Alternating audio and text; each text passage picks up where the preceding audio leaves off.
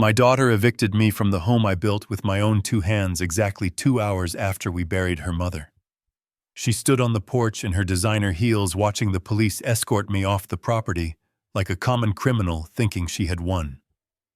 She thought the quitclaim deed I signed 3 years ago was her golden ticket to millions. She thought I was just a senile old man who would rot away in a state-run nursing home. But she forgot one thing. She forgot that before I was a grieving widower, I was a construction foreman who knew how to spot a crack in the foundation before the whole building came down. And she certainly didn't know about the loose thread in the lining of my funeral suit jacket or the key hidden inside it that led to Unit 404. Inside that storage unit were 47 videos my late wife recorded in secret, 47 ticking time bombs that were about to blow my daughter's perfect life to smithereens. Before I tell you how I orchestrated the most satisfying revenge of my life, please hit that like button and subscribe to the channel. It helps this old man share his truth. And tell me in the comments, has a family member ever betrayed you over money? I read every single comment. Now let me take you back to the rainiest Tuesday. Seattle has seen in 20 years the day my life ended and then began again. The rain at the cemetery felt personal. It was a cold, relentless sheet of gray water that soaked through the black wool of my suit, chilling me down to the marrow of my bones. I stood by the open grave watching the mahogany casket lower into the wet earth. Catherine was in there. My Catherine. 50 years of marriage, 50 years of waking up to her coffee and her laugh, now sealed in a watertight box 6 feet under. I felt like half of my body had been amputated without anesthesia. My daughter Rachel stood under a massive black umbrella held by her husband Greg. She was wearing oversized sunglasses that cost more than my first car. I couldn't see her eyes, but I saw her check her watch 3 times during the pastor's eulogy. She didn't look like a grieving daughter. She looked like a CEO waiting for a boring meeting to wrap up so she could get back to business. Greg, my son-in-law, was tapping away on his phone, probably checking crypto prices or texting his mistress. I wanted to scream at them. I wanted to tell them to show some respect for the woman who had knit their sweaters and baked their birthday cakes. But I didn't. I was too tired. Grief does that to you. It sucks the fight right out of your lungs.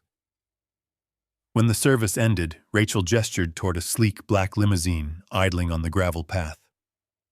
"Dad, get in," she said, her voice devoid of any warmth. "We will drop you off." I shook my head. "I want to ride in the hearse," I said. "I want to be with her until the very last second." Rachel sighed, a sharp, impatient sound that cut through the noise of the rain. "Don't be dramatic, Dad. The hearse is gone. Just get in the car. We have things to do." I got in. I didn't have the energy to argue. The ride back to the house in the suburbs was silent. The leather seats were too soft, the air conditioning too cold. I stared out the window at the passing fir trees, blurring into green smudges.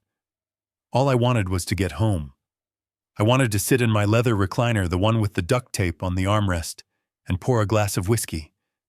I wanted to smell Catherine's perfume on the throw pillows. I wanted to close my eyes and pretend this day never happened. The limo pulled up to the curb of 742 Maple Drive. I built this house in 1988. I laid the foundation myself. I framed the walls. I installed the roof shingles during a heat wave that nearly gave me a stroke. Every nail in that structure had a drop of my sweat on it. It was the only asset I had left after paying for Catherine's dementia treatments, but it was worth over $1 million in today's market. I stepped out of the car, my knees popping. The rain had slowed to a drizzle. I walked up the driveway, fumbling in my pocket for my keys. My hand was shaking. I just wanted to get inside. I wanted dry socks. I inserted the brass key into the deadbolt and turned. It didn't move. I frowned, wiping rain from my glasses. I tried again, jiggling it. Maybe the cold had jammed the tumblers. I had been meaning to lubricate that lock for months. "Come on," I muttered, twisting harder. The door swung open from the inside. It wasn't empty. Greg was standing there. He wasn't wearing his funeral suit anymore. He was in sweatpants and a t-shirt that said Golf Life. He was holding a beer. A beer. On the day of my wife's funeral. "Key doesn't work, Tom?" he asked. He didn't move to let me in. He stood right in the center of the doorway, blocking my view of the living room. I stared at him confused. "Greg, move out of the way. I need to sit down." He took a slow sip of his beer, his eyes mocking me. "I don't think that's a good idea, Tom. We just had the carpets cleaned. Wouldn't want you tracking mud in." "What are you talking about?" I asked, my voice rising. "This is my house. Move."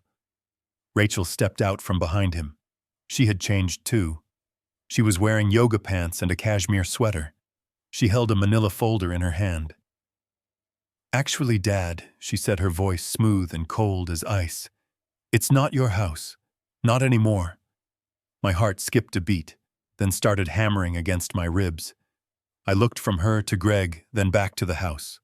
I saw something I hadn't noticed before. The photos on the hallway table, the ones of me and Catherine on our honeymoon, were gone. "What is going on?" I demanded. I felt a surge of adrenaline cut through the grief. Rachel opened the folder and pulled out a document.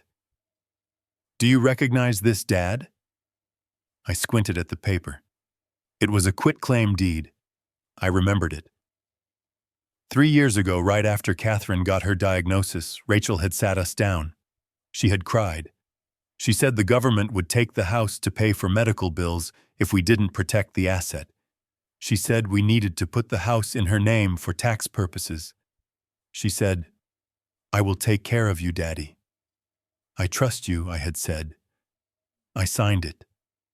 I signed away my life's work because I trusted the flesh of my flesh. I signed that to protect the family, I said, my voice trembling. "And you did," Rachel said, smiling. "You protected us.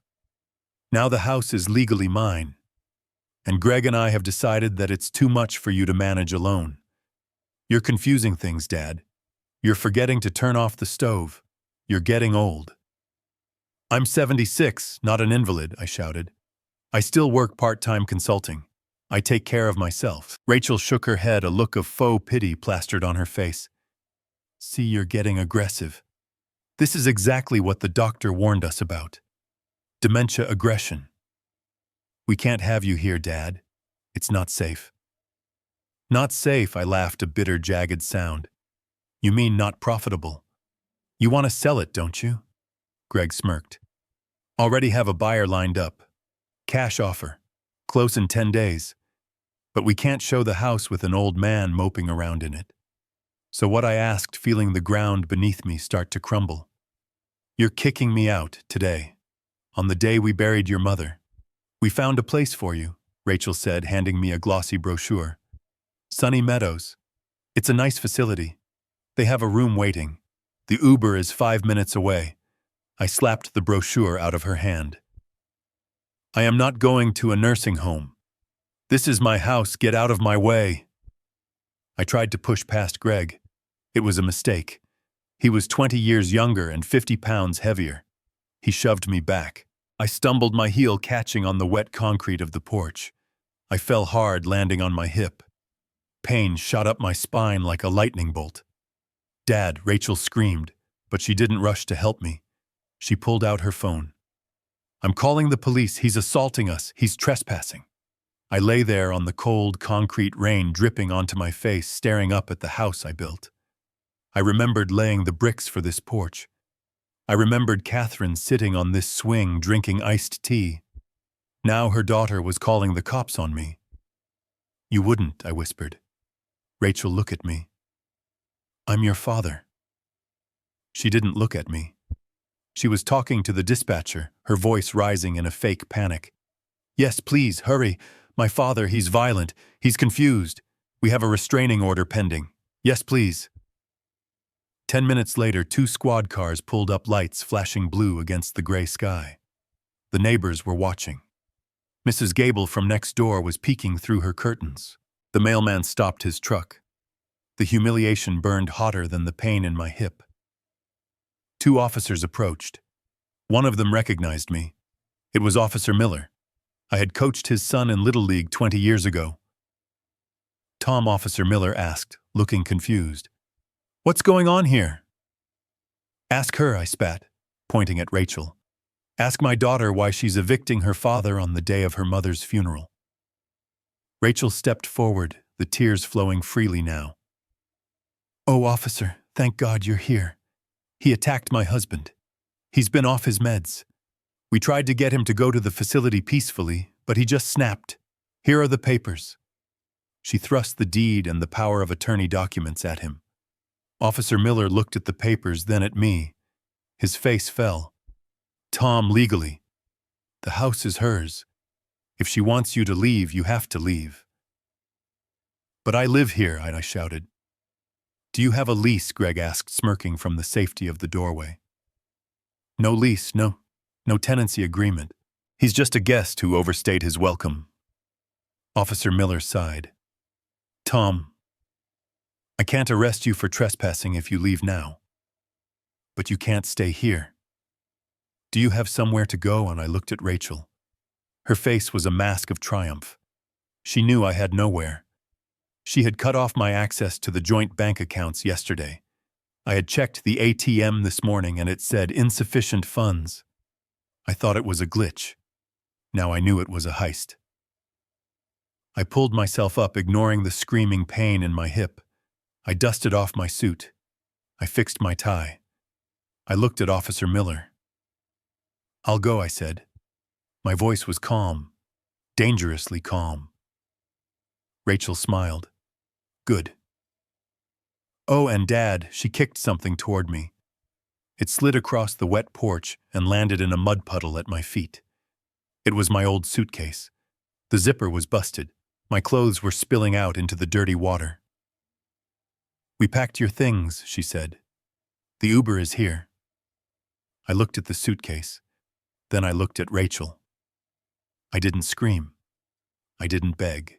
I just stared at her until her smile faltered.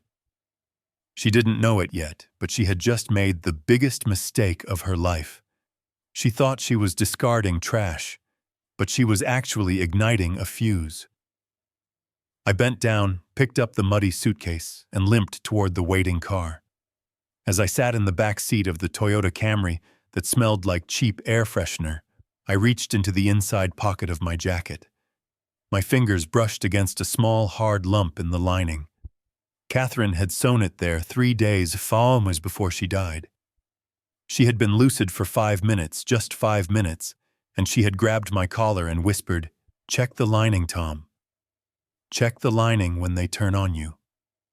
I felt the outline of the key, and for the first time that day, I didn't feel like crying. I felt like working, and I had a lot of demolition work to do. The Uber driver dropped me off at the curb and sped away as if he were afraid the despair of the place would stick to his tires. I stood there clutching my muddy suitcase, staring up at the peeling stucco facade of Sunny Meadows. Rachel had promised me a luxury assisted living community with a golf course view and gourmet dining. What stood before me was a converted motel that smelled of wet cardboard and impending death. The sign out front had a flickering neon letter that buzzed like an angry hornet. I walked through the sliding glass doors, and the smell hit me instantly. It was a thick, suffocating cocktail of industrial-strength bleach, boiled cabbage, and the unmistakable sharp tang of old urine. This was not a home. It was a warehouse for the unwanted. A receptionist behind a glass partition barely looked up from her magazine as I approached. I told her my name, Thomas Caldwell. She typed it into a computer that looked 20 years old and sighed. "Room 102, she said, sliding a plastic wristband across the counter. "Down the hall, second door on the left.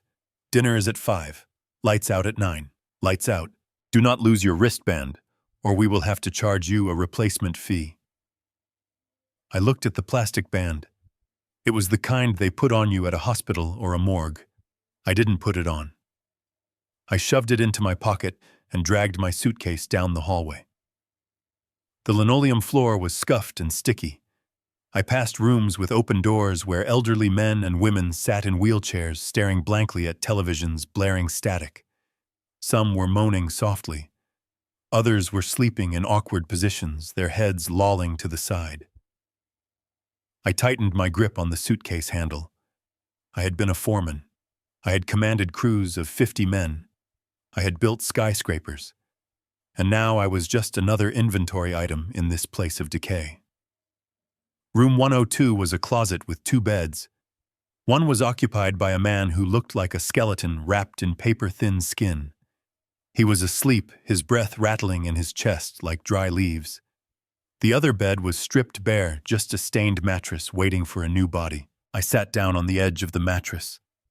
The springs screamed under my weight. I needed to get out of here.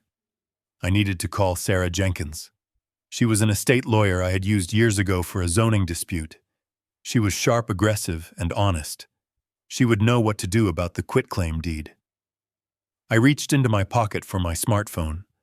It was an older model, but it worked fine. I dialed Sarah's office number. I knew it by heart. I held the phone to my ear, waiting for the ring. Instead, I heard a robotic recording. "We are sorry, but this device has been suspended from the network. Please contact the primary account holder for assistance." I pulled the phone away and stared at the screen. No service. Rachel. She was on my family plan.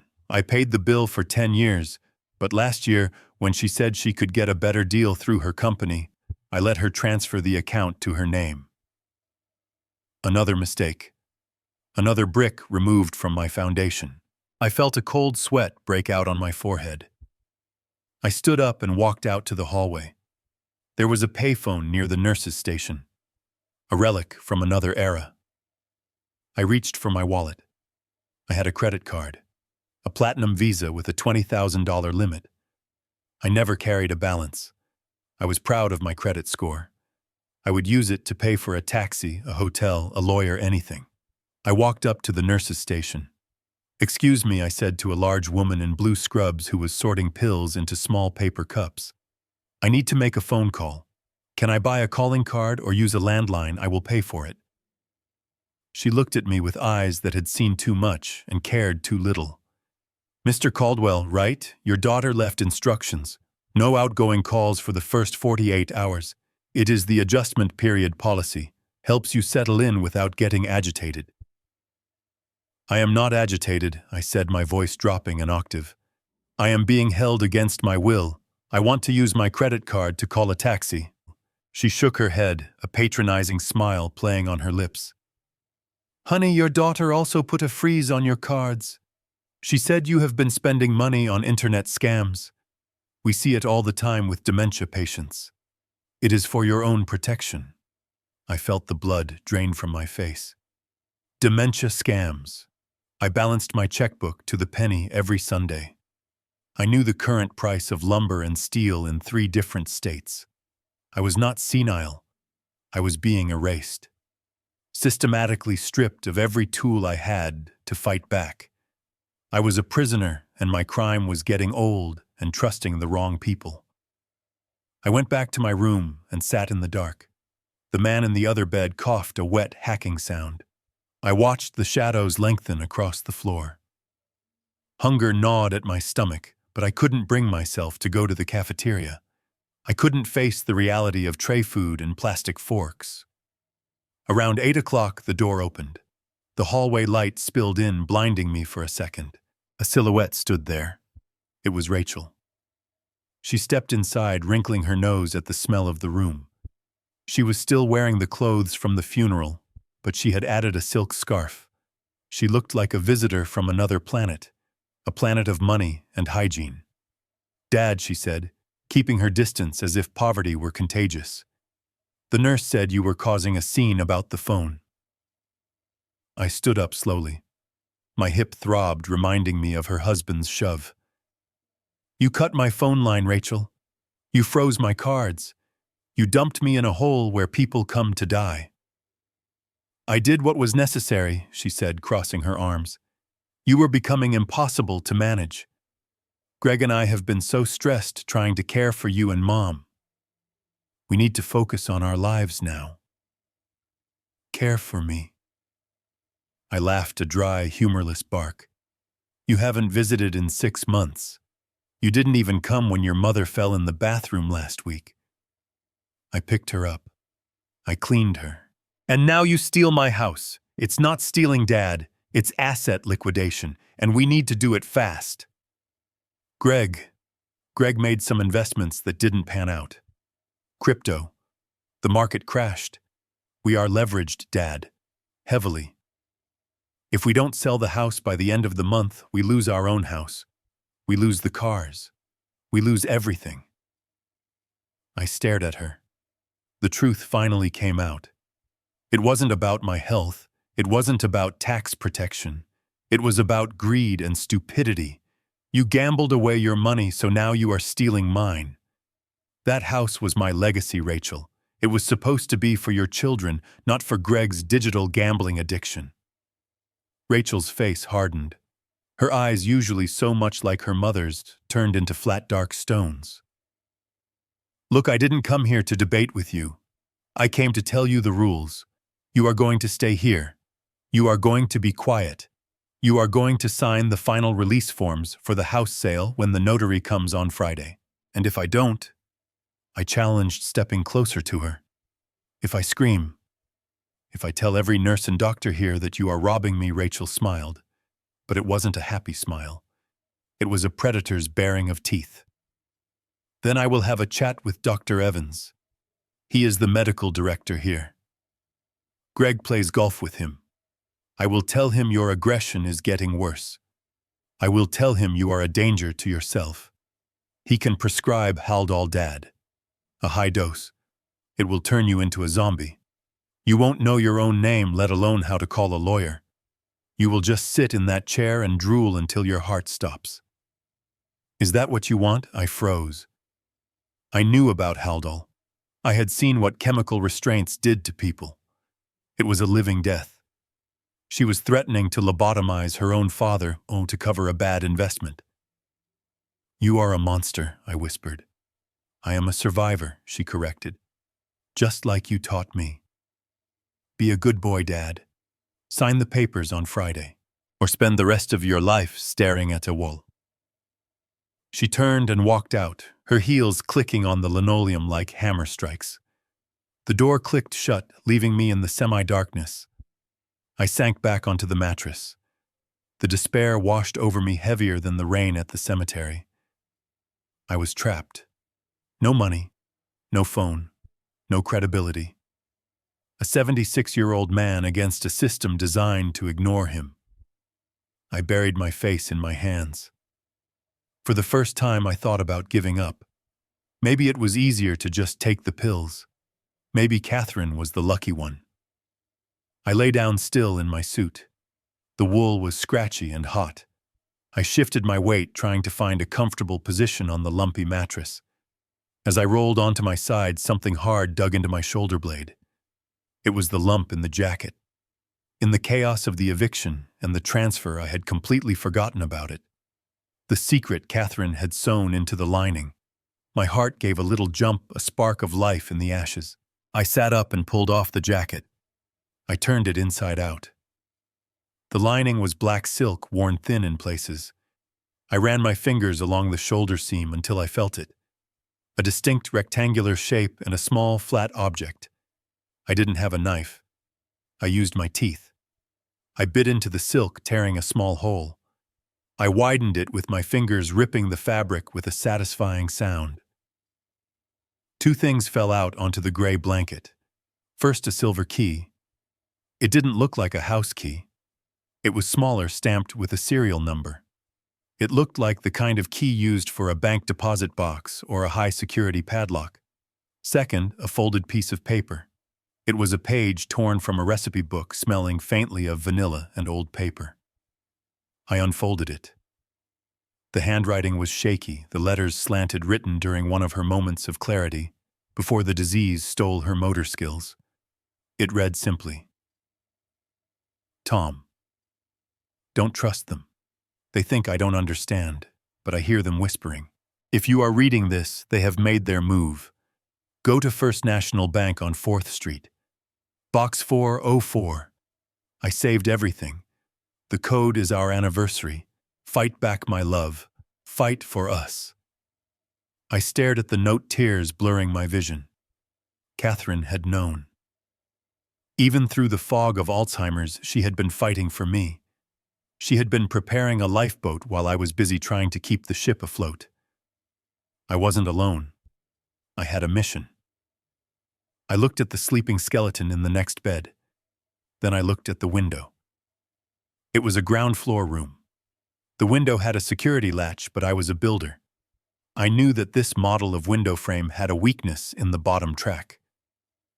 I checked my watch. It was 2 a.m. The nurse would be at the station, probably dozing off or playing on her phone. I stood up. I wasn't Thomas Caldwell, the dementia patient in room 102 anymore. I was Tom Caldwell, the man who had walked steel beams 50 stories in the air. I put the key and the note into my sock.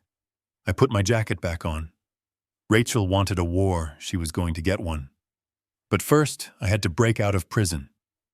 I lay in the dark, listening to the ragged breathing of the man in the bed next to me. His name was Arthur, and he had not woken up since I arrived. The digital clock on the wall glowed red, 2:14 in the morning. This was the witching hour in places like Sunny Meadows. It was the time when the skeleton crew of night nurses settled into a rhythm of apathy, and the security guard usually fell asleep in the break room watching replays of football games. I knew this because I had spent the last 4 hours pretending to sleep while watching the hallway through the crack in my door.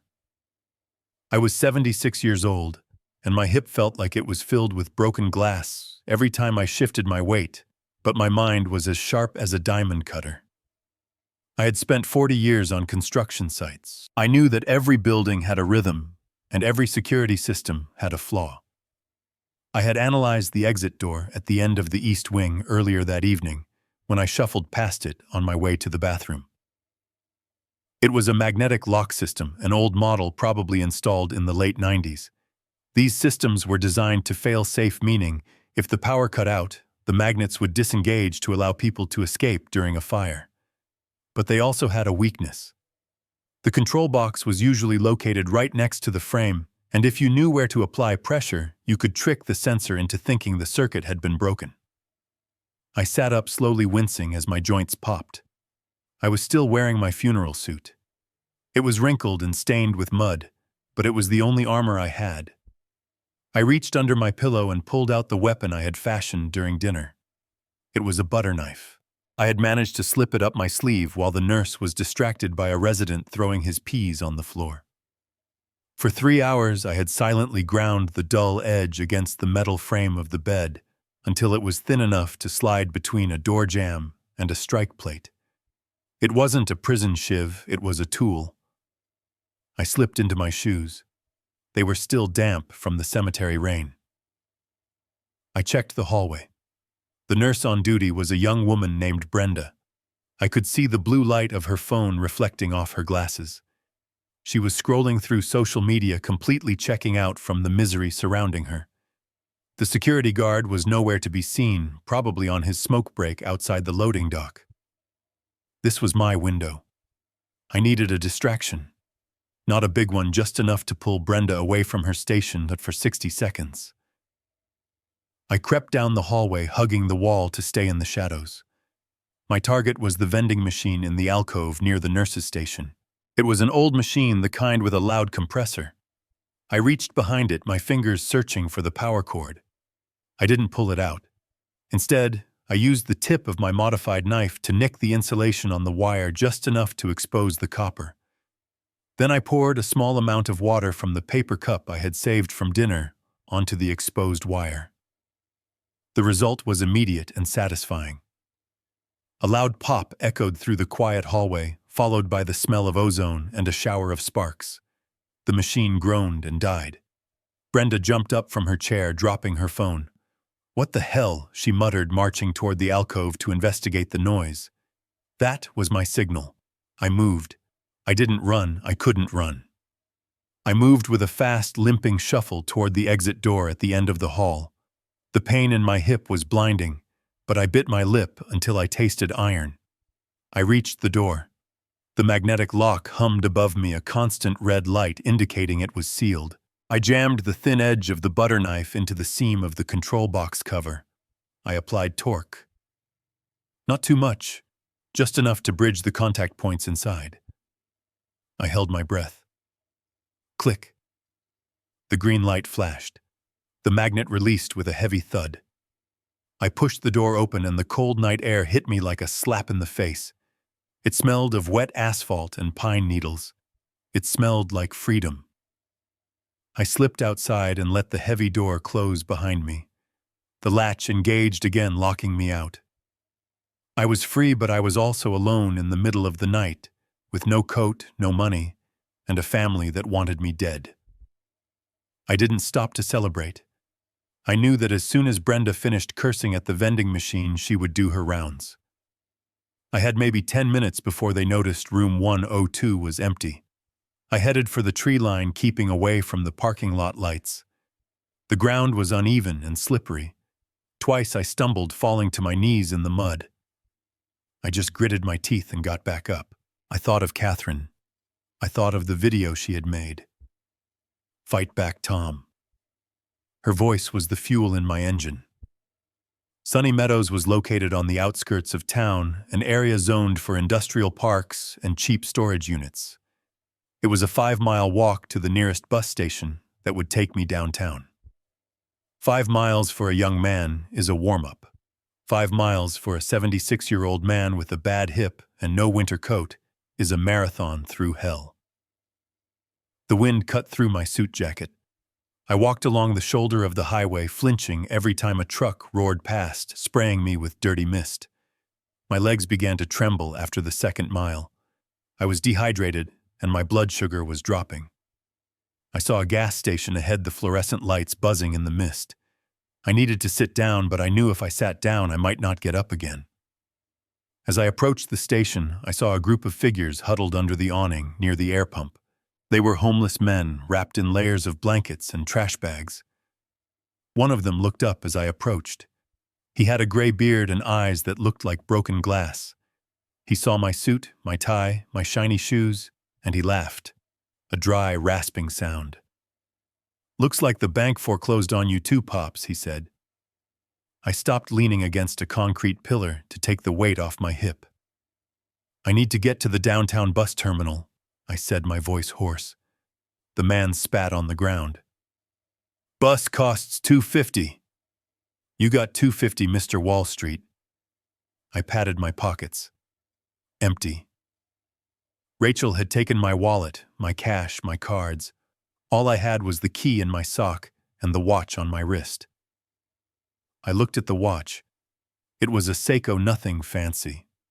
I had bought it for myself when I got promoted to foreman 30 years ago. It was scratched and the leather band was worn, but it kept perfect time. It was the only thing of value I had left in the world. I took it off. My wrist felt naked without it. "It's worth $50 at a pawn shop," I said, holding it out. "I just want a bus ticket and something to eat." The man looked at the watch, then at me. He saw the desperation in my eyes. He stood up and snatched the watch from my hand. He dug into his pocket and pulled out a crumpled day pass and a wrapped honey bun that looked like it had been sitting in his pocket for a week. "Deal," he said. "But you better get moving, Pops. The wolves come out around 3. I took the ticket and the pastry. I didn't say thank you. There is no etiquette in the gutter. I ate the honey bun in 3 bites, the sugar rushing into my system, giving me just enough energy to keep putting one foot in front of the other. I walked. I walked until my shoes rubbed blisters on my heels. I walked until the sun began to bleed gray light over the horizon. I reached the downtown bus terminal just as the first commuter buses were firing up their engines. I used the crumpled pass to get on the number 7 line, which stopped 2 blocks from First National Bank. I sat in the back of the bus, surrounded by people going to minimum wage jobs. They looked at me with a mix of pity and disgust. An old man in a muddy suit smelling of rain and sweat. They didn't know I was on a mission. They didn't know I was about to blow the lid off a conspiracy. The bus dropped me off at 8:45. The bank opened at 9. I stood outside the glass doors, shivering uncontrollably. Passers-by gave me a wide berth. I caught my reflection in the glass. I looked like a madman. My hair was wild, my eyes were sunken. But I stood tall. I was Thomas Caldwell. I had built the skyline of this city. At 9 o'clock sharp, a security guard unlocked the doors. I was the first one inside. The teller, a young woman with perfectly manicured nails, wrinkled her nose as I approached the counter. "Can I help you, sir?" she asked, her hand hovering near the silent alarm button. I didn't speak. I couldn't trust my voice not to crack. I reached into my sock and pulled out the silver key. I placed it on the marble counter with a heavy clink. "Box 404, I rasped. The teller looked at the key, then at her computer screen. She typed something, her eyebrows shooting up. She looked at me with new eyes. Not respect exactly, but caution. "I will need to see some ID, she said. "I don't have ID, I said. My wallet was stolen, but my signature is on file. Thomas Caldwell. Check the signature card." She hesitated, then called a manager. The manager, a balding man in a cheap suit, came over. He looked at me. He looked at the key. He recognized me. He had helped me set up my retirement accounts years ago. The accounts Rachel had drained. "Mr. Caldwell," he said, shocked. "Good God, what happened to you?" "Just take me to the box," I said. "Please." He led me into the vault. The heavy steel door swung open. The air inside was cool and smelled of money and secrets. He used his master key, I used my silver key. We turned them in unison. The lock clicked. I pulled the long metal box out of the wall. My hands were shaking so hard I almost dropped it. I carried it to a private viewing room and closed the door. I sat down at the table. This was it. This was the moment. Catherine said she had saved everything. I expected to see cash. Maybe stacks of $100 bills she had squirreled away from the grocery money. Enough to buy a lawyer. Enough to buy a hotel room. I flipped the lid open. My heart stopped. The box was empty of cash.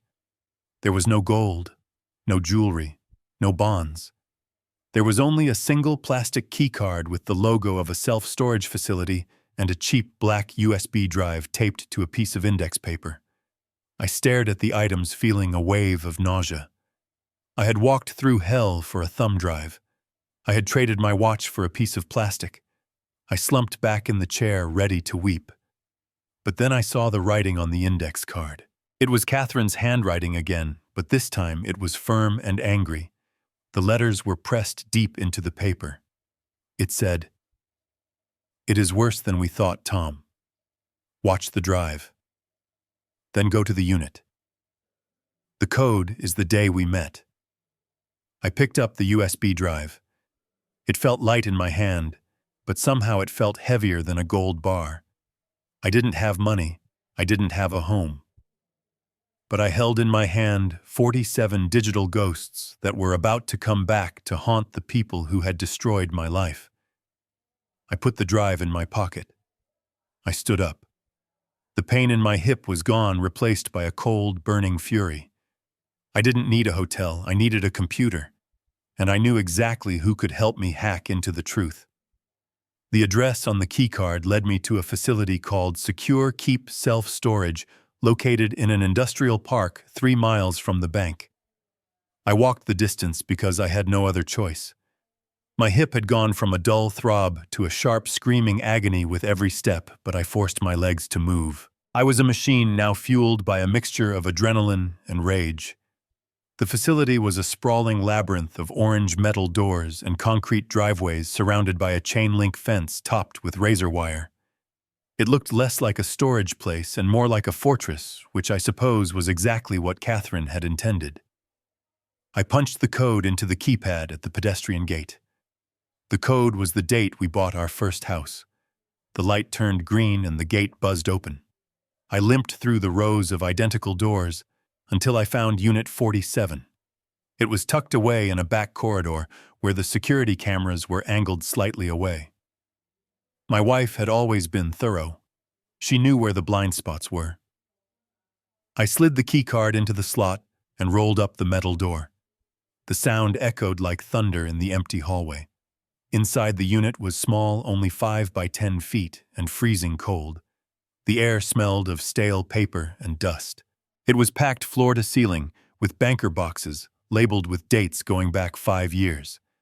In the center of the room sat a small folding card table and a metal chair.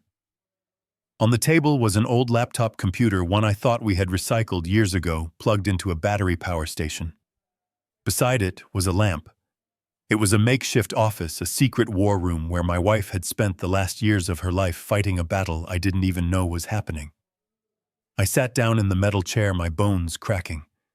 I plugged the USB drive I had retrieved from the bank into the laptop. The screen flickered to life. It asked for a password. I typed in the date of our wedding. The screen unlocked. The desktop was empty except for a folder named The Truth. I opened it. Inside were 47 video files labeled by date. I clicked on the first one, dated 3 years ago. The video player opened. Catherine appeared on the screen. She was sitting in this very room wearing her blue gardening sweater. She looked into the camera lens, her eyes clear and sharp, not the cloudy, confused eyes I had seen in her final months. She took a deep breath and spoke. "Tom," she said, her voice filling the small, cold room. "If you are watching this, I am gone. And I am sorry. I am so sorry I couldn't tell you while I was alive. I tried to protect you. I wanted you to remember me as your wife, not as a victim." She paused, looking down at her hands. "You think I have Alzheimer's? The doctors think I have Alzheimer's. And maybe I do have the beginnings of it. But the decline, the sudden confusion, the days where I can't remember your name, that is not natural, Tom. It is induced." I leaned closer to the screen, my heart hammering against my ribs.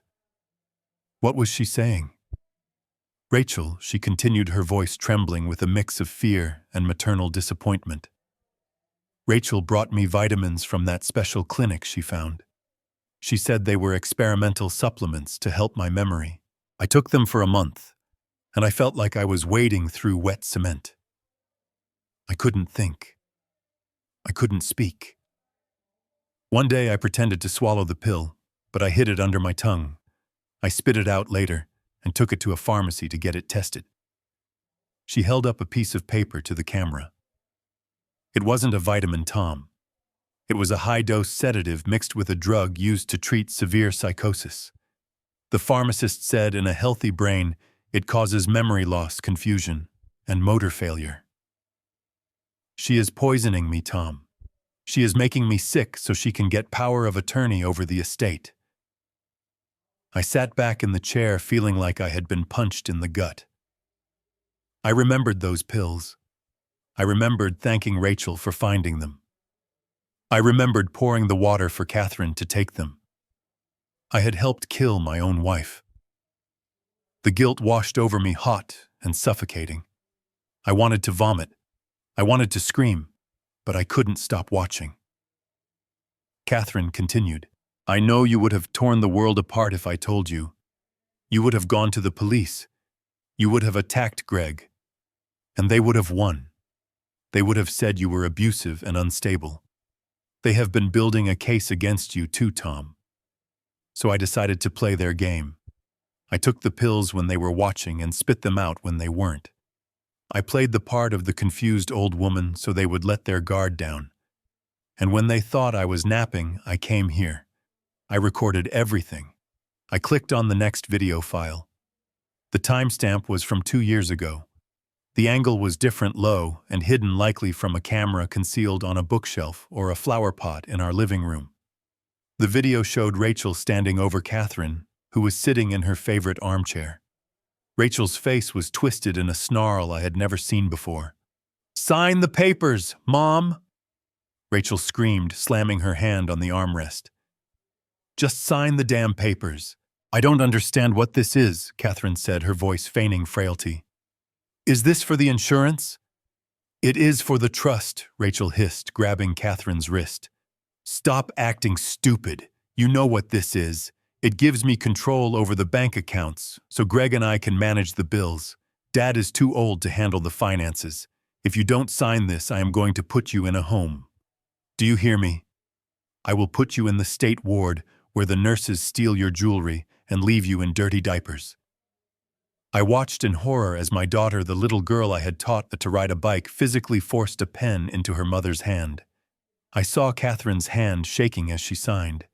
I saw the smirk of triumph on Rachel's face as she snatched the paper away. Good, Rachel said, smoothing her hair back into place, instantly transforming back into the perfect daughter. Now take your medicine and go to sleep. Dad will be home from the construction site in an hour, and I don't want you rambling to him. I slammed my fist onto the metal table, denting it. That date. I checked the timestamp again. I was working on the high-rise project in downtown Seattle. I was working overtime to pay for the medical bills. While I was out earning money to save her, my daughter was at home torturing her. I clicked through more videos. There were dozens of them. Video 12 showed Rachel stealing Catherine's diamond earrings from her jewelry box and replacing them with cheap glass replicas. Video 20 showed Rachel and Greg laughing as they forged my signature on a loan application. Every video was a dagger in my heart. Every video peeled away another layer of the lie I had been living. I wasn't a beloved father and husband. I was a cash cow to be milked and slaughtered. I felt a coldness settle over me. The tears dried up. The shaking stopped. This wasn't just a family dispute. This was a crime scene. This was years of abuse documented in high definition. Catherine hadn't just left me an explanation. She had left me a weapon. A nuclear warhead. I reached for the last video file in the folder. It was labeled simply "The Plan." The thumbnail showed Greg pacing in our kitchen. I clicked play. The camera must have been hidden on top of the refrigerator because it looked down on the room. Greg was on the phone. He was wearing his golf attire, pacing back and forth with a glass of scotch in his hand. "My scotch." "Yeah, baby, I know," Greg said into the phone, his voice slurring slightly. "I miss you too. But listen, we are almost there. The old lady is fading fast." Rachel upped the dose. "She won't last another 6 months." He paused, listening to the person on the other end. A mistress. It had to be. And the old man, Greg laughed, taking a swig of scotch. "Don't worry about Tom. We have a plan for him. We found this place called Sunny Meadows. It is a dump, really a warehouse for indigents. As soon as Catherine kicks the bucket, we are going to trigger the eviction clause. We will claim he is mentally incompetent. Rachel has already primed the doctor. We dump him there, sell the house, and then you and I are on a plane to Cabo. The money will be in an offshore account before he even realizes he is homeless." He laughed again, a cruel sound that echoed in the empty storage unit. "He is a clueless old man. He thinks we are doing this for his benefit. He actually thanked me yesterday for mowing the lawn. Can you believe that? He thanked me for mowing the lawn of the house I am about to steal from him." The video ended. The screen went black, reflecting my own face.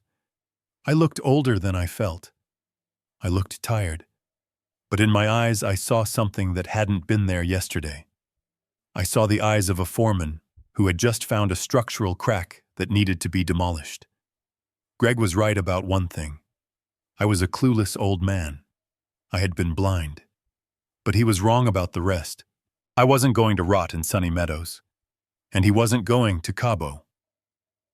I closed the laptop and put it into one of the empty boxes, along with the USB drive. I stood up. My hips still hurt, but I didn't care. I had work to do. I needed to find Mia. I needed to find that lawyer, and I needed to prepare for the housewarming party. Rachel wanted to sell the house. I was going to make sure the price she paid was everything she had. I sat in that freezing metal box surrounded by the ghosts of my wife's memories and realized that for the first time in my life, I was completely out of my depth. I knew how to pour concrete and frame a roof. I knew how to read a blueprint, but I did not know how to fight a digital war against people who could erase my existence with a few keystrokes. I needed a partner. I needed someone on the inside. There was only one person in the entire Caldwell family who hadn't looked at me with dollar signs in their eyes at the funeral. My granddaughter, Mia. I remembered looking at her across the grave. She was 17 years old, with hair dyed a defiant shade of purple and combat boots that clashed with her black dress. While Rachel and Greg were checking their watches, Mia was wiping tears from her cheeks. She had actually loved Catherine. She was the only one who had come to visit us on Sundays not to ask for money, but to eat cookies and listen to my old war stories. I left the storage unit, locking the roll-up door behind me. I walked to the facility's front office. The manager, a bored teenager with headphones around his neck, let me use the landline for $5. I dialed Mia's cell number. My hands were shaking. If Rachel had taken her phone or if she was with her parents, this could blow up in my face. It rang 4 times. Hello. Her voice was small, scared. Mia, it's Grandpa. There was a silence on the other end, then a gasp. Grandpa, oh my God. Mom said she said you had an episode. She said you attacked Dad and ran away from the care home. She said the police are looking for you. I took a deep breath. Listen to me carefully, Mia. I am sane. I am safe. And I did not attack anyone. Your mother lied to you just like she lied to everyone else. I know, she whispered. Her voice broke. I know she's lying, Grandpa. She's acting weird. She's throwing a party this weekend, and she's treating it like a celebration. How can she celebrate when Grandma just died? Because she is selling the house, Mia. She is selling my house. I need your help, kiddo. I need you to meet me. Can you skip school? I'm already skipping, she said. I couldn't handle the fake sympathy from everyone. Where are you? I gave her the address of the storage facility. I told her to come to the back gate. I told her to make sure she wasn't followed. 40 minutes later, I saw her old Honda Civic pull up to the chain-link fence. It was a beat-up car I had helped her buy with my construction savings because her parents refused to get her one despite driving luxury cars themselves. She jumped out of the car and ran to me, throwing her arms around my neck.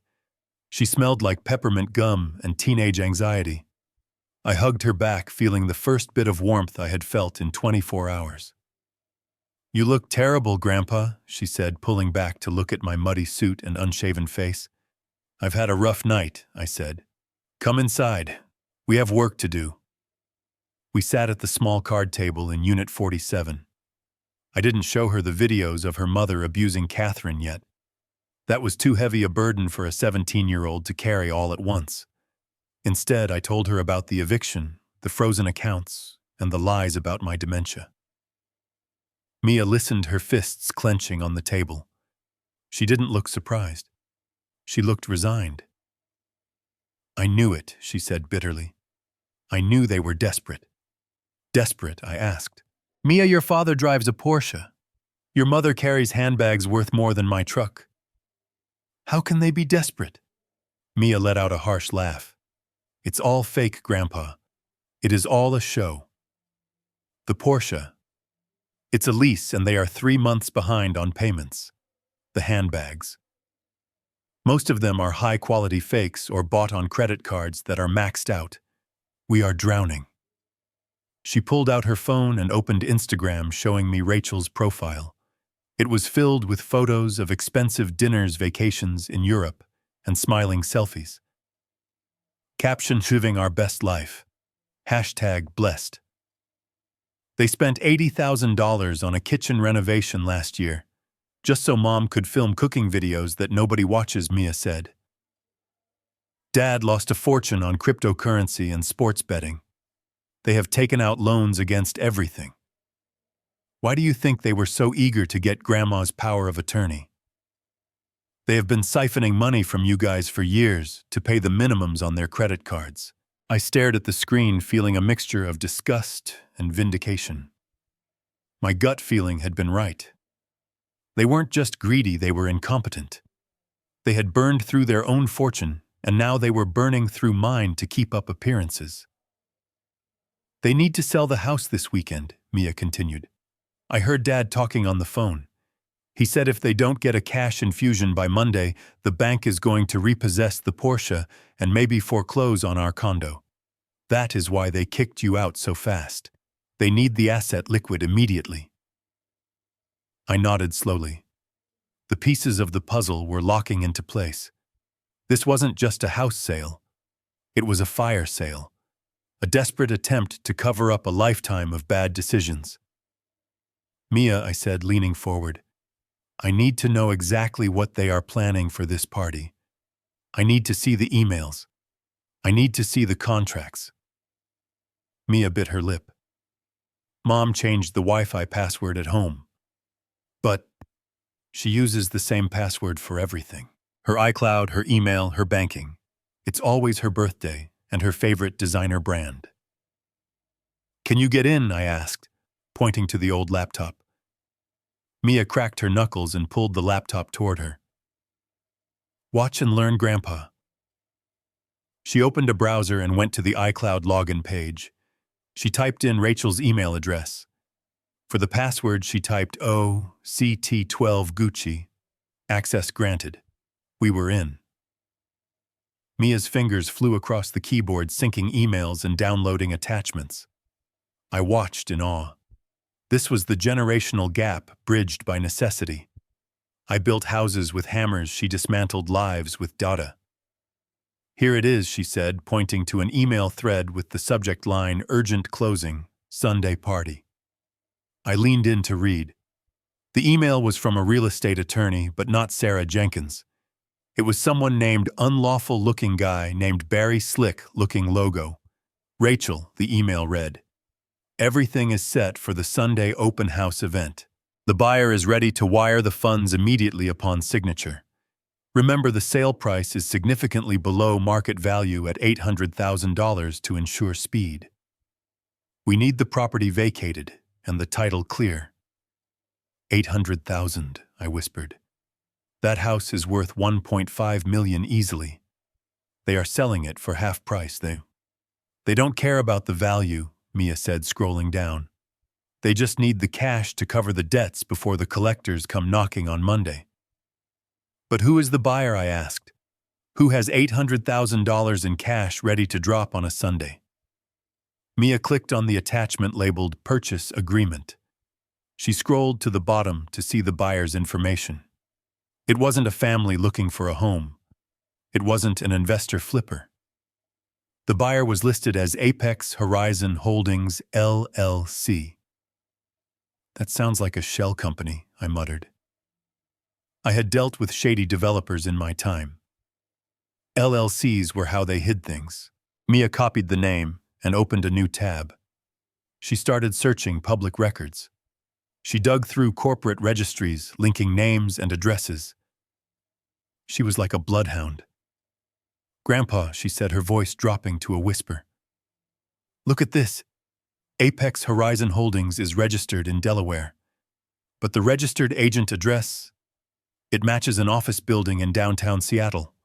She pulled up the tenant list for that building. Suite 500 Global Ventures Capital.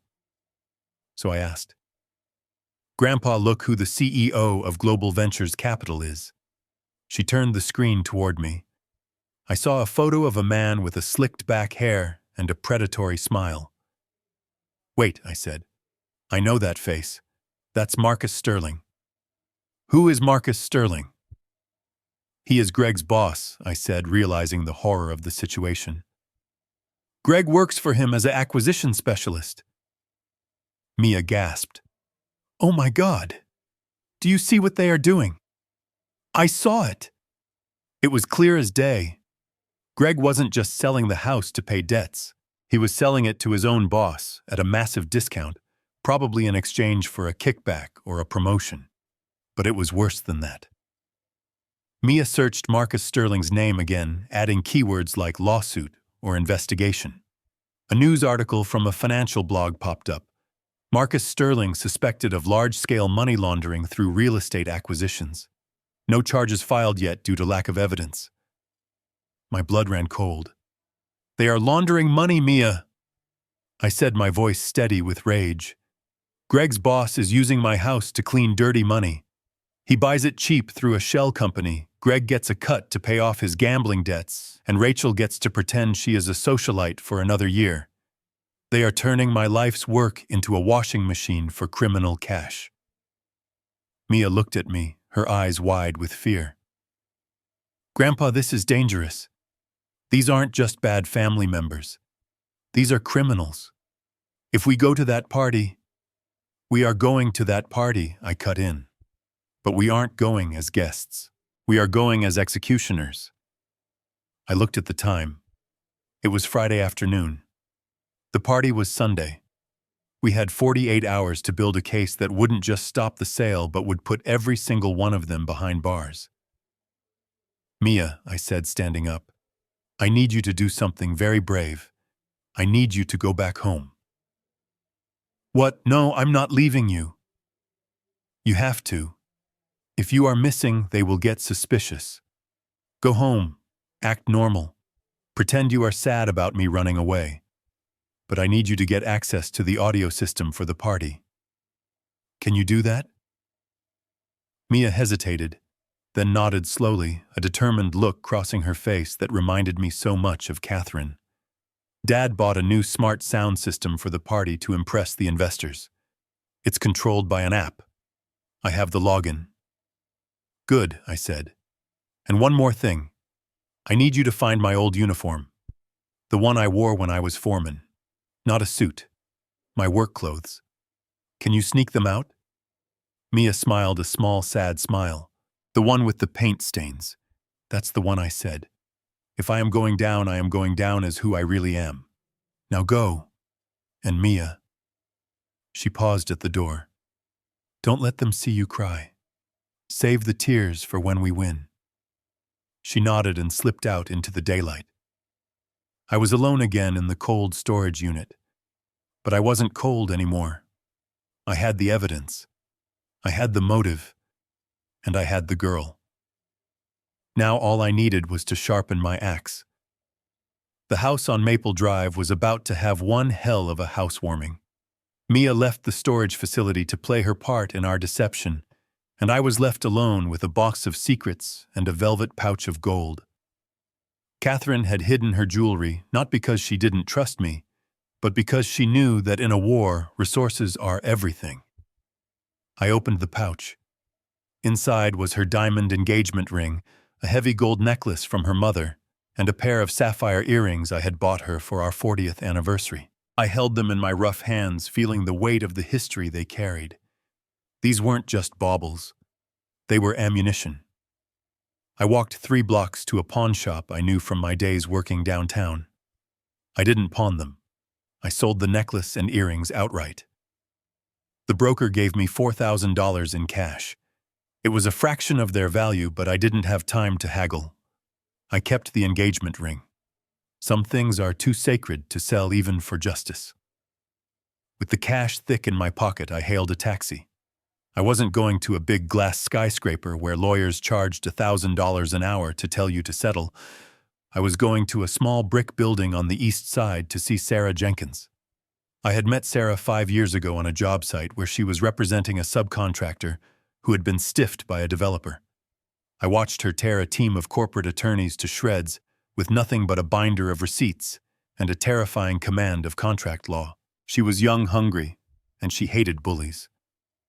Her office was cluttered with files and smelled of strong coffee. She looked up when I walked in, her eyes narrowing at my disheveled appearance. I was still wearing my mud-stained suit. I looked like a vagrant, but I walked like a foreman. "Tom Caldwell," she said, leaning back in her chair.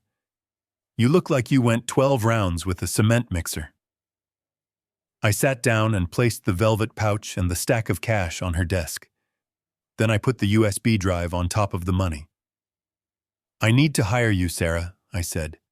"And I need you to be meaner than you have ever been in your life."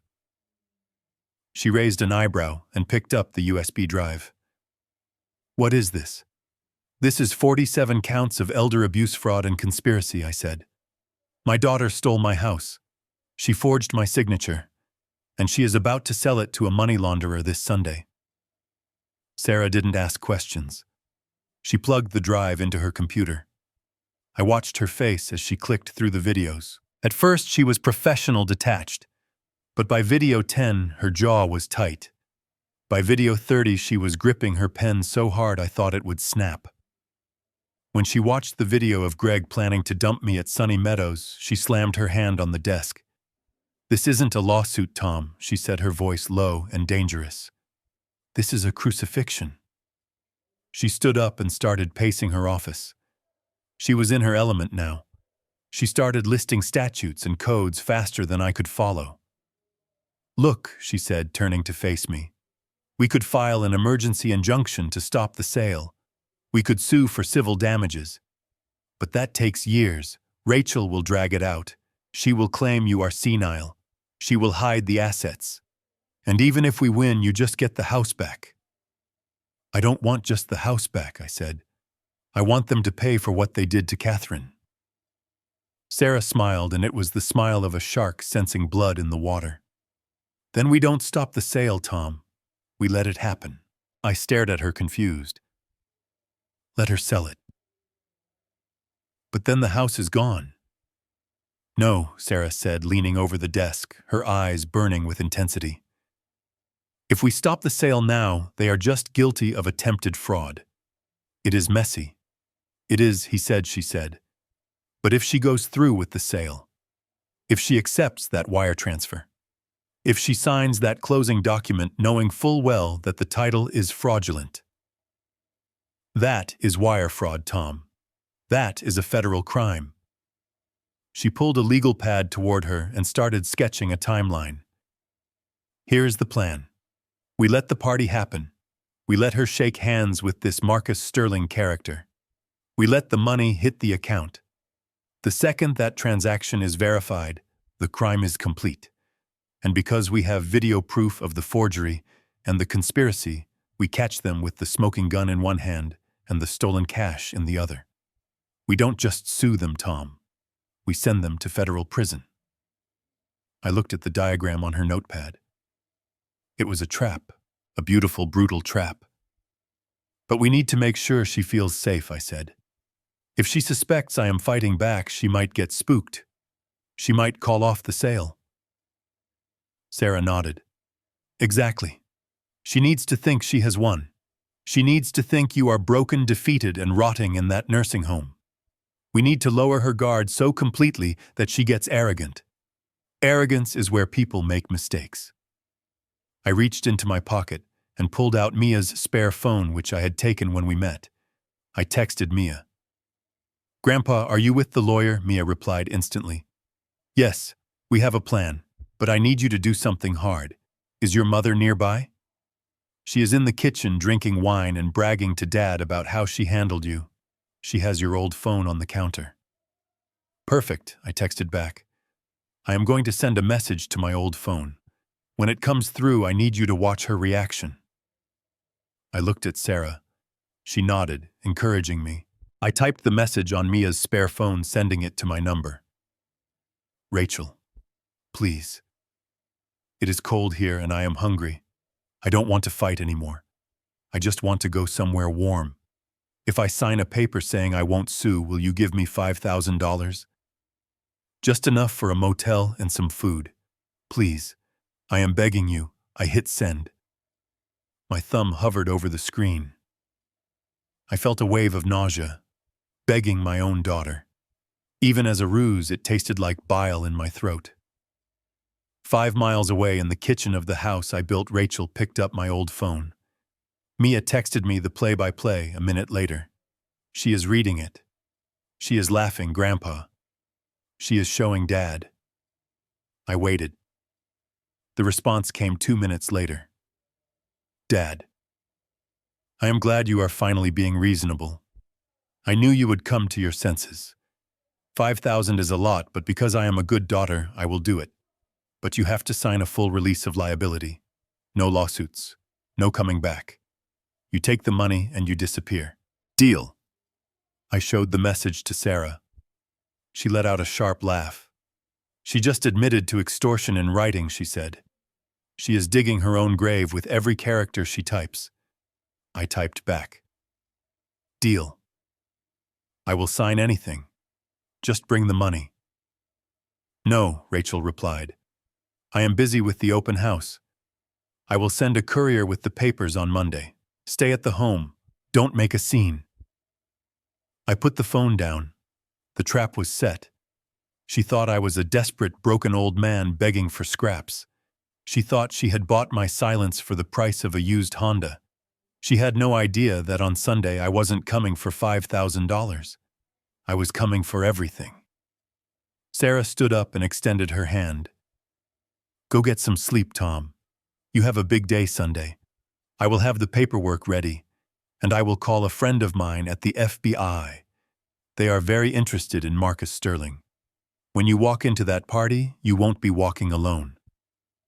I shook her hand. Her grip was firm. I walked out of her office into the cool evening air. I didn't go back to the storage unit. I used the rest of the cash to check into a Motel 6. I took a long hot shower, scrubbing the mud and the smell of the nursing home off my skin. I shaved my face. I looked in the mirror. The man staring back wasn't the grieving widower from the cemetery. He was a soldier preparing for his final battle. I lay on the cheap bed staring at the ceiling. I couldn't wait for Sunday. I couldn't wait to see the look on Rachel's face when the dead man walked through the door. Sunday arrived not with a burst of sunshine, but with a heavy, suffocating gray sky that hung low over Seattle. It was fitting. The air felt charged with electricity, the kind of atmospheric pressure that builds before a massive storm breaks. While I was in my motel room preparing for war, my daughter Rachel was busy turning my home into a stage for her greatest performance yet. She had hired a staging company to erase 40 years of history in 48 hours. I knew this because Mia was sending me updates from inside the belly of the beast. The comfortable worn leather armchair, where I used to read the newspaper, was gone, replaced by a beige mid-century modern sofa that looked like it belonged in a dentist's waiting room. The family photos on the mantel, the ones of Ethan's graduation and our trips to the lake, were swept away. In their place sat abstract sculptures and generic art pieces that meant absolutely nothing. Rachel wasn't just selling a house, she was selling a lifestyle, a fake, glossy, sterile existence that she desperately wanted to believe was her own. Outside, the driveway was filled with luxury cars, Mercedes, BMWs, Teslas. The guests were arriving. These weren't friends. They were sharks. Investors, flippers, and hard money lenders invited by Greg to pick over the carcass of my life. I could imagine the conversations. They would talk about square footage and zoning potential, sipping champagne, and ignoring the fact that the foundation beneath their feet was poured by the man they were displacing. Rachel would be floating among them, wearing a dress she couldn't afford, laughing too loud, her eyes darting around the room to make sure the illusion was holding. She was terrified. I knew her tell. When Rachel was scared, she became manic. She would be micromanaging the caterers, checking her phone every 30 seconds, waiting for the wire transfer that would save her from ruin. In the Motel 6 room, the silence was absolute. I stood before the bathroom mirror. The fluorescent light hummed, buzzing like an entrapped fly. I looked at the face in the glass. It was a face mapped with deep lines carved by decades of wind and sun and worry. But the eyes were clear. The fog of grief had lifted, leaving behind something colder and harder. I picked up the razor. I shaved off the white stubble, revealing the strong jawline that Catherine used to love. I trimmed my hair close and neat. Then I turned to the bed where Maya had laid out the clothes I asked for. It wasn't a tuxedo. It wasn't an Italian suit. It was my uniform. The heavy canvas work pants reinforced at the knees. The flannel shirt ironed crisp. The leather work boots scuffed from years of climbing scaffolding but polished to a dull shine. And finally, the vest. My foreman's vest. It was faded from the sun, stained with oil and paint, but it still held the shape of my shoulders. I put it on. It felt like putting on armor. I wasn't just Thomas Caldwell, the retired widower. I was the foreman. I was the man who made sure the steel was straight and the concrete was cured. I was the man who caught mistakes before they became disasters. And today I was going to catch the biggest mistake of all. I checked my pocket. The USB drive was there. The legal papers Sarah had prepared were folded next to it. I was ready. A knock at the door broke the silence. It was Mia. She slipped inside looking pale but determined. Behind her was a lanky young man with nervous eyes and a laptop bag slung over his shoulder. "This is Leo," Mia said. He's good with computers." Leo looked at me, his eyes widening as he took in my appearance. He didn't see an old man. He saw the vest. He saw the boots. He stood a little straighter. "Nice to meet you, sir," Leo said. "Mia told me everything. My mom went through something similar with my grandma." "I want to help." "Good," I said, my voice rough and steady. "Because we have about an hour before the main presentation starts. Can you get into the system?" Leo nodded, pulling out his laptop. "We are already in." Mia got the Wi-Fi password. "The house is running on a smart home hub. Everything is connected. The lights, the thermostat, the security cameras, and most importantly, the audio-visual system in the living room." He turned the laptop screen toward me. It showed a live feed from the camera in my living room. I watched as strangers walked across my hardwood floors with their shoes on. I saw Greg standing near the fireplace, holding a glass of scotch, talking to a man in a gray suit. "That's him," Mia whispered, pointing at the screen. "That's Marcus Sterling, the buyer." I leaned in. Marcus Sterling looked exactly like his photo, smooth, polished, and predatory. He wasn't looking at the house. He was looking at Greg with a mix of boredom and contempt. He knew he was getting a steal. He knew he was buying a laundry machine for his dirty money, and he knew Greg was too desperate to ask questions. Leo typed a few commands. "I have control of the projector," Leo said. "They have it set up to display a slideshow of the property specs. I created a backdoor.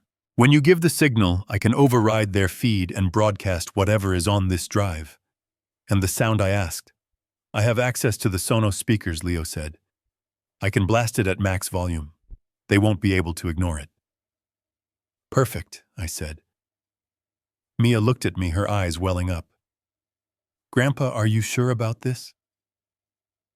"Once we do this, there is no going back.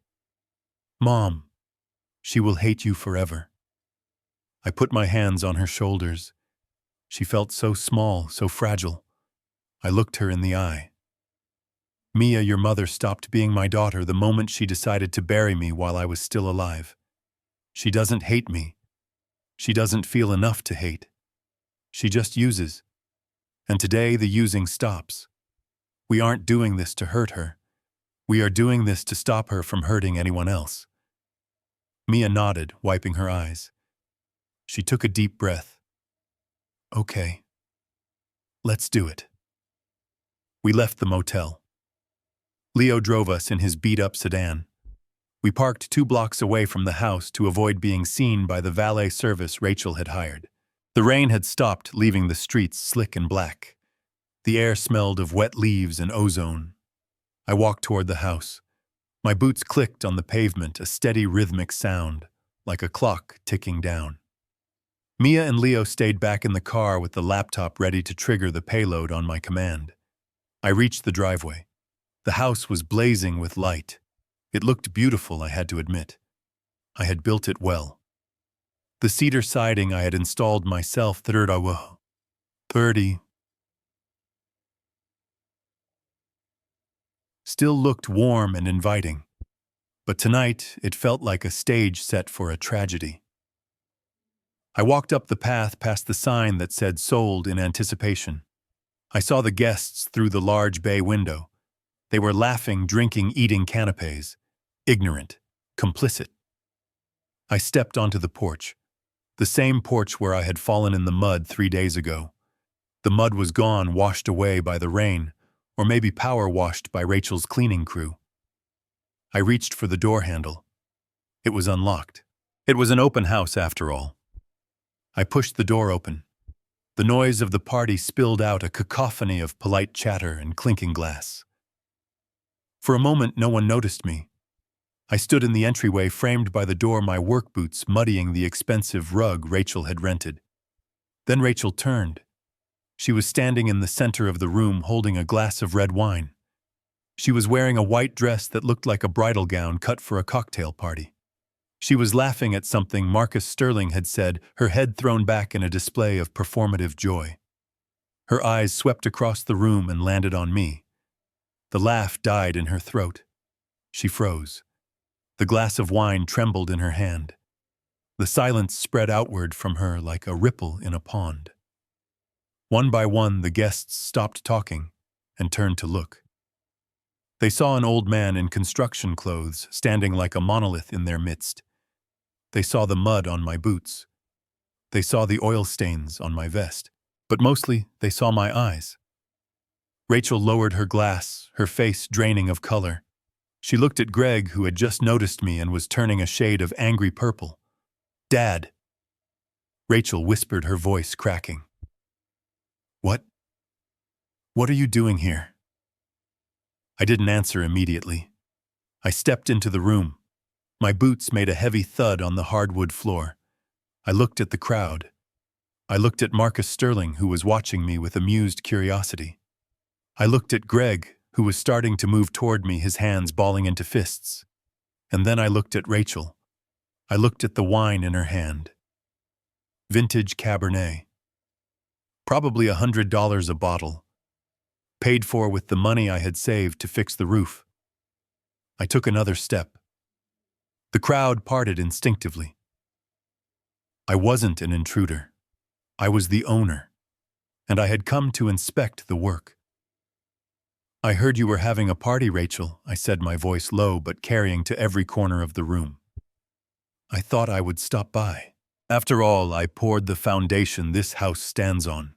It is only fair I see who you are selling it to." Rachel forced a smile, a grotesque stretching of her lips. Oh my God. Dad, you gave us a scare. We thought you were resting." She turned to the guests, her voice rising in a pitch of desperate damage control. "Everyone, this is my father. He is a little confused lately. He used to be a construction worker, so he sometimes likes to dress up in his old clothes. It comforts him." She looked at me, her eyes pleading and threatening at the same time. "Come on, Dad. Let's get you to the kitchen. You must be hungry." Greg helped Dad to the kitchen. Greg lunged forward, grabbing my arm. His grip was hard, painful. "Come on, old man," he hissed in my ear so only I could hear. "Don't make a scene, or I swear to God I will break your other hip." I looked at his hand on my arm. Then I looked at him. "Get your hands off me, Greg," I said. I didn't shout. I didn't scream. I said it with the voice I used to use when a crane operator was swinging a 2-ton beam over a crew of men. Absolute authority. Zero tolerance. Greg flinched, letting go as if burned. I straightened my vest. I looked around the room. "I am not confused, Rachel," I said. "And I am not hungry. I am here because there seems to be a misunderstanding about who actually owns this house. And more importantly, about the price you are paying for it." Rachel laughed, a nervous, brittle sound. "Dad, stop it. You are embarrassing yourself. We have the papers. You signed them." I reached into my pocket. But I didn't pull out the papers. I pulled out my phone. I tapped the screen once, the signal to Leo. "Let's see what the house has to say about that," I said. The lights in the room flickered and dimmed. The soft jazz music playing from the speakers cut out with a sharp screech of feedback. The guests gasped, looking around in confusion. Rachel looked at the ceiling, panic rising in her chest. What is happening? Greg fixed the lights. But Greg couldn't fix the lights, because the projector screen at the front of the room, which had been displaying a loop of the floor plan, suddenly went black. And then a giant, grainy image appeared. It was Catherine. She was sitting in the storage unit, her face pale but determined. Her voice boomed through the high-end speakers, filling the room with a haunting clarity. Tom, if you are watching this, I am gone. And I am sorry. Rachel dropped her wineglass. It shattered on the floor, the red liquid splashing onto her white dress like a gunshot wound. She stared at the screen, her mouth opening in a silent scream. The stage was set. The play had begun. And the first act was a confession from the grave. The video of Catherine faded from the wall as someone, likely one of the panicked caterers signaling the tech crew, yanked the power cord. The projection died, but the ghost of my wife's voice seemed to hang in the air, echoing in the sudden, suffocating silence. It wasn't the respectful silence of a funeral.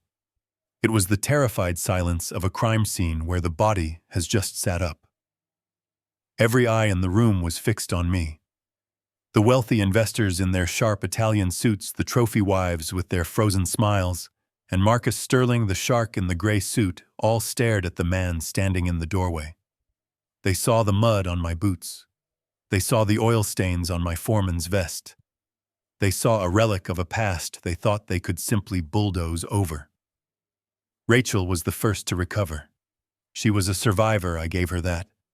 She wiped the splash of red wine from her white dress, smearing it into a gruesome stain that looked like a fresh wound across her heart. She took a ragged breath, and I watched the mask of the grieving, burdened daughter slide back into place. Oh, God! She let out a high, brittle laugh that sounded like glass breaking. I am so sorry, everyone. Please forgive him. My father. He's having an episode. She stepped forward, spreading her arms as if to shield the guests from my madness. We have been looking for him all day. He escaped from the memory care facility this morning. The dementia. It makes him paranoid. He creates these elaborate fantasies. He must have hacked the system or paid someone to play those old videos. She looked at me with eyes that were hard as flint, pleading and threatening all at once. Dad, please. You don't know where you are. You're confused. You signed the papers, remember? You wanted us to sell the house. You wanted to rest. The crowd exhaled. A few people nodded sympathetically. It was a comforting lie. It was easier for them to believe that I was a senile old man losing his mind than to accept that they were sipping champagne in the middle of a family heist. I saw a woman in pearls whisper to her husband, probably remarking on how brave Rachel was to deal with such a difficult burden. I didn't move. I stood my ground. My work boots planted firmly on the oak floorboards I had nailed down with my own hands 30 years ago. I know exactly where I am, Rachel, I said, my voice calm, projecting without shouting, the way I used to give orders over the roar of a generator. I am standing in the living room where I taught you how to walk. I am standing under the structural beam where we marked your height every birthday until you turned 18. And I am looking at a daughter who is trying to sell her parents' legacy to pay for her husband's gambling debts. Rachel flinched as if I had slapped her. The murmur in the room grew louder. The spell of her lie was cracking. That was when Greg decided to play the hero. He had been standing by the fireplace nursing his drink and his bruised ego, but when he saw the doubt creeping into Marcus Sterling's eyes, he snapped. He set his glass down on the mantel with a heavy thud. He marched toward me, his face flushed with whiskey and rage. He was a big man, softened by years of office chairs and expense account dinners, but he had the weight advantage. Enough, he growled, closing the distance between us. I am not going to let you ruin this deal, you crazy old bat. Get out, now. He reached out and grabbed the lapel of my foreman's vest. He bunched the heavy canvas fabric in his fist, trying to intimidate me, trying to shove me backward toward the door. It was a fatal miscalculation. He saw an old man. He forgot that for 40 years my hands had bent rebar, carried lumber, and wrestled jackhammers. He forgot that old muscle is different from gym muscle. Old muscle is wire and stone. I didn't step back. I stepped in. As he tried to push me, I dropped my center of gravity, planting my boots. I reached up and clamped my right hand over his wrist. My fingers calloused and rough as sandpaper dug into the soft flesh of his forearm. I felt his pulse jump under my thumb. I squeezed. I squeezed with the grip strength of a man who has spent a lifetime holding on to things that wanted to fall. Greg's eyes widened. He tried to pull away, but he was trapped in a vice. I twisted his arm, rotating it outward and up a simple mechanics leverage move I had used 100 times to guide heavy steel beams into place. His elbow locked. His shoulder rose awkwardly. He let out a sharp yelp of pain, his knees buckling under the pressure. I forced him down until he was nearly kneeling, staring at the mud on my boots. The room gasped. The aggressive younger man was now immobilized by the pensioner he had tried to bully. I leaned down, bringing my face close to his ear. The smell of expensive cologne and fear coming off him was pungent. "Listen to me, you little parasite." I whispered, my voice a low rumble that only he could hear. "You think because I have gray hair that I am weak. You think because I loved my wife that I am soft. But you are touching the man who built the world you are playing in. If you touch me again, if you ever lay a hand on me, or my property again, I will snap this wrist like a dry twig. Do you understand?" He nodded frantically, sweat beading on his forehead, his face pale. I let him go. He scrambled back, cradling his wrist, panting. He looked at Rachel, then at Marcus Sterling, searching for help, but finding none. Marcus was watching me with a new expression now. It wasn't amusement anymore. It was calculation. He realized the old man wasn't just a nuisance. I was a threat. I straightened my vest and brushed off the spot where Greg had grabbed me. I looked around the room. The silence was absolute now. No one was whispering about dementia anymore. They were looking at me with fear. I turned my gaze to the front of the room, to the small raised platform where Rachel had set up a microphone for her sales pitch. "I am sorry about the interruption, folks," I said, addressing the room as if I were running a morning safety meeting. "My son-in-law seems to be the confused one. He forgets that on a construction site you never touch the foreman." I started walking toward the stage. The crowd parted from me like the Red Sea. I walked slowly, deliberately. Every step was a statement. I passed the fireplace. I passed the spot where Catherine's piano used to be. I passed the window where we used to watch the rain. Rachel stood by the microphone stand, looking like a deer caught in the headlights of a semi-truck. She didn't know what to do. She had played her card, the dementia card, and I had torn it up. Now she was calculating her next move. I could see the gears turning in her head. She was panicking, but then I saw a flicker of recognition in her eyes. She was thinking about the text message, the $5,000, the deal I had supposedly agreed to. She looked at me, searching my face for a sign. Was I here to blow it all up, or was I here to surrender and take my payout? I stopped a few feet from her. I didn't look angry. I made my face soft, weary. I let my shoulders slump just a fraction. I looked at her with the eyes of a tired father who just wanted it to be over. "Rachel," I said softly, just loud enough for the front row to hear. "I received your message about the 5,000. Her eyes widened. Hope flared in them, bright and desperate. "I just want to sign, Rachel." I continued, pitching my voice to sound defeated. "I am tired of fighting. I just want to go somewhere warm. But if you are selling my house, if you are selling our home, I think I should be the one to hand it over. It is only right." It was the bait, the perfect, irresistible bait. She looked at the crowd. She saw their unease. She needed to fix this. She needed a happy ending. If I, the confused father, stood up there and blessed the sale, if I gave my permission, then everything would be fine. The investors would relax. The money would flow. She would win. She smiled. It was the smile of a gambler who thinks the house has finally blinked. "Of course, Dad," she said, her voice trembling with relief. "Of course. You are right. It is your house. You should say a few words. Tell them you want this." She handed me the microphone. Her hand brushed mine. Her skin was cold and clammy. Mine was hot with the fire of a lifetime of labor. "Thank you, sweetheart," I said. I took the microphone.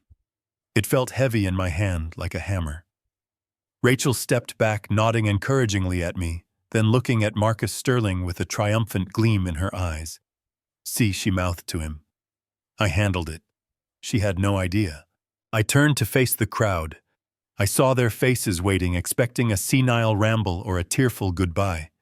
I saw Greg in the corner holding his wrist, glaring at me with hatred. I saw Mia and Leo in the back of the room, Leo's fingers hovering over his laptop keyboard, waiting for my signal. I took a deep breath. I filled my lungs with the air of the house I built.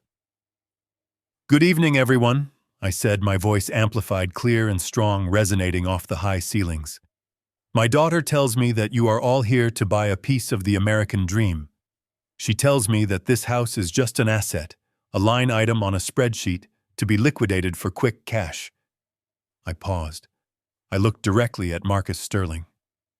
"But before you sign those checks, before you wire that money, there are a few things you should know about the foundation of this house. Things that my daughter forgot to mention in the brochure. Things that you won't find in the inspection report." I smiled, and this time it wasn't a tired smile. It was the smile of the wolf who had just locked the door to the henhouse from the inside. I raised my hand, the signal for Leo. "Because you see," I continued, my voice dropping to a growl, "this house has eyes, and for the last 3 years it has been watching." I pointed to the blank screen behind me. "Hit it, Leo." Rachel's smile vanished. The color drained from her face faster than water down a drain. She reached for the microphone, but it was too late. The show was just beginning. The image of my wife faded from the wall, leaving a square of blinding white light that seemed to burn into the retinas of everyone in the room. The silence was heavy, suffocating, broken only by the hum of the projector fan and the distant sound of a siren wailing somewhere in the city. I gripped the microphone tighter. My knuckles were white. I looked out at the sea of faces. Faces that had been smiling and chewing on shrimp cocktails just moments ago, and I saw the first cracks of genuine horror appearing in their polished veneers. I didn't let them look away. I didn't let them retreat into their denial. I stepped closer to the edge of the small stage, my work boots scuffing the floor loud and clear. "I built this house with my own sweat," I said, my voice low and trembling, not with age but with a rage I had bottled up for 3 years. "I poured the concrete for this foundation during the hottest summer on record. I framed these walls while my wife was pregnant with that woman standing right there. Catherine kept the fire of this home alive with love.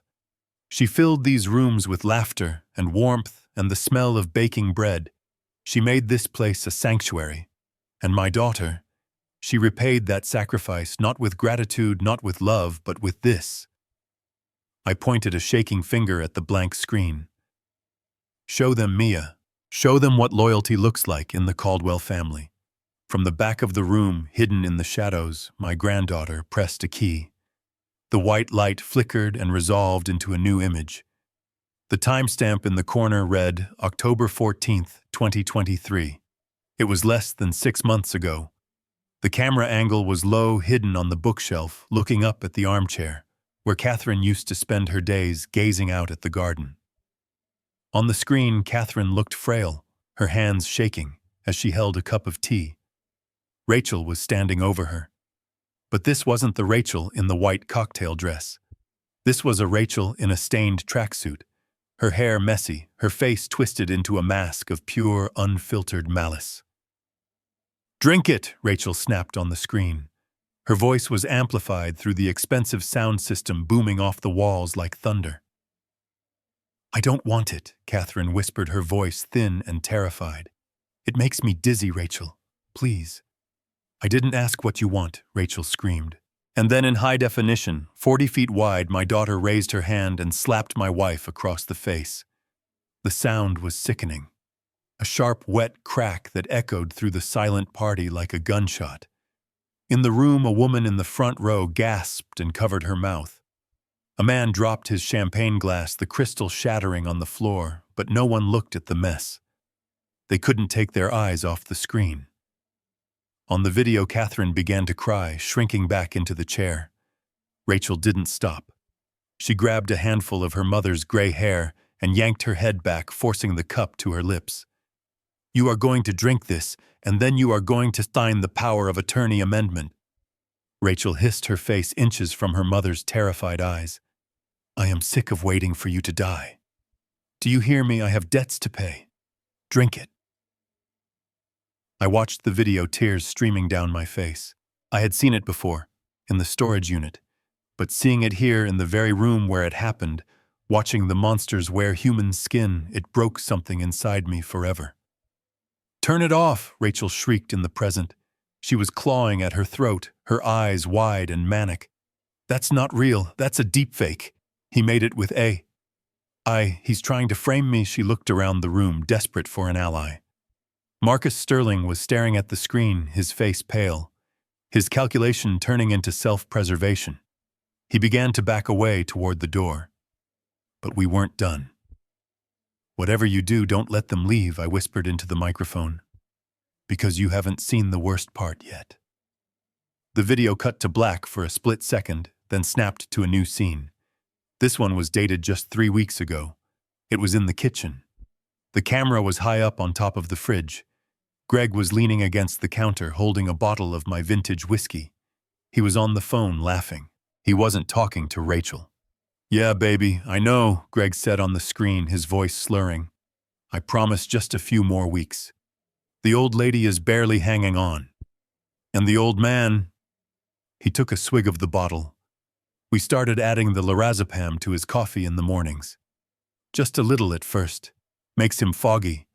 Makes him forget where he put his keys. Rachel convinced the doctor it's early onset dementia. The room went deathly still.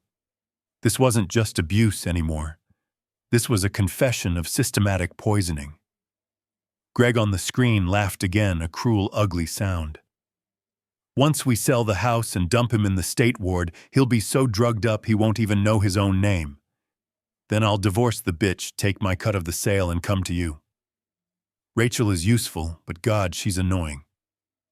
In the living room, the real Greg stood frozen near the fireplace. His face had gone from red to a ghostly white. He felt the eyes of every person in the room drilling into him. He looked at Rachel. Rachel was staring at the screen, her mouth open in shock. The betrayal hit her harder than the exposure of her own crimes. She had destroyed her parents for a man who was planning to leave her the moment the check cleared. "You," Rachel whispered, turning to Greg. "You said you loved me. You said we were doing this for our future." Greg backed away, holding his hands up. "It's out of context, Rachel. It's a joke." I was joking. But the video didn't stop. It cut to a montage. Clip after clip. Rachel forging my signature on a loan application. Greg stealing cash from my wallet while I slept in the recliner. Rachel discussing with a shady doctor how to declare me incompetent without a proper exam. It was an avalanche of evidence. 47 cuts. 47 betrayals. The guests began to panic. This wasn't a social faux pas. This was a felony in progress. People started rushing for the door, pushing past each other to get away from the toxicity radiating from my family. Marcus Sterling was the first one out, sprinting to his car, probably already dialing his lawyer to distance himself from the impending investigation. "Stop!" Rachel screamed, the sound tearing from her throat like a wounded animal. "Stop it. Make it stop." She looked at me, her eyes filled with a hatred so pure it looked demonic. She realized her life was over. The reputation she had built, the lies she had spun, the money she had stolen, it was all burning to ash around her. and I was the one holding the match. She didn't run. She attacked. With a howl of rage, she lunged toward the projector stand. She grabbed a heavy crystal vase from a side table and raised it over her head, intending to smash the lens to kill the machine that was broadcasting her soul to the world. She looked like a madwoman, her white dress stained with wine, her makeup running the vase raised high. I didn't move to stop her. I didn't have to.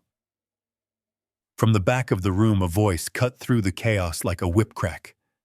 "Don't you dare move, Ms. Caldwell." Rachel froze, the vase hovering in the air. Sarah Jenkins stepped out from the shadows of the hallway. She wasn't wearing party clothes. She was wearing a sharp navy blue suit and holding a thick file folder in one hand. Behind her, framed in the doorway, were 4 uniformed police officers and 2 men in FBI windbreakers. Sarah walked into the room, her heels clicking on the floor with the rhythm of justice. She stopped 5 feet from Rachel, looking at her with absolute disdain. "Put the vase down," Sarah said calmly, "unless you want to add assault with a deadly weapon to the laundry list of charges we have already prepared." Rachel's hands trembled. The vase slipped from her fingers and crashed to the floor, shattering into a million pieces. She looked at the police, then at Greg, then at me. "Dad." She whimpered, her voice reverting to that of a frightened child. "Dad, tell them. Tell them it's a mistake." I looked at her, and I looked at the daughter I had carried on my shoulders. I looked at the woman who had slapped my dying wife. I walked over to Sarah and took the file from her hand. I opened it and pulled out a single piece of paper. It wasn't a lawsuit. It was the original deed to the house, the one she had tried to override with fraud. I looked her in the eye. "There is no mistake, Rachel," I said softly. "You wanted to sell the house. You wanted a transaction. Well, here is the receipt." I nodded to the officers. "Take them." The officers moved with the precision of a demolition crew taking down a condemned building. 2 of them flanked Rachel, while 2 others moved toward Greg, who was trying to edge his way toward the French doors leading to the patio. The room, which had been filled with the clinking of expensive crystal and polite laughter just 20 minutes ago, was now a landscape of absolute ruin. The guests, who had not yet fled, were pressed against the walls, trying to make themselves invisible, witnessing the kind of scandal that would be whispered about in country clubs for decades.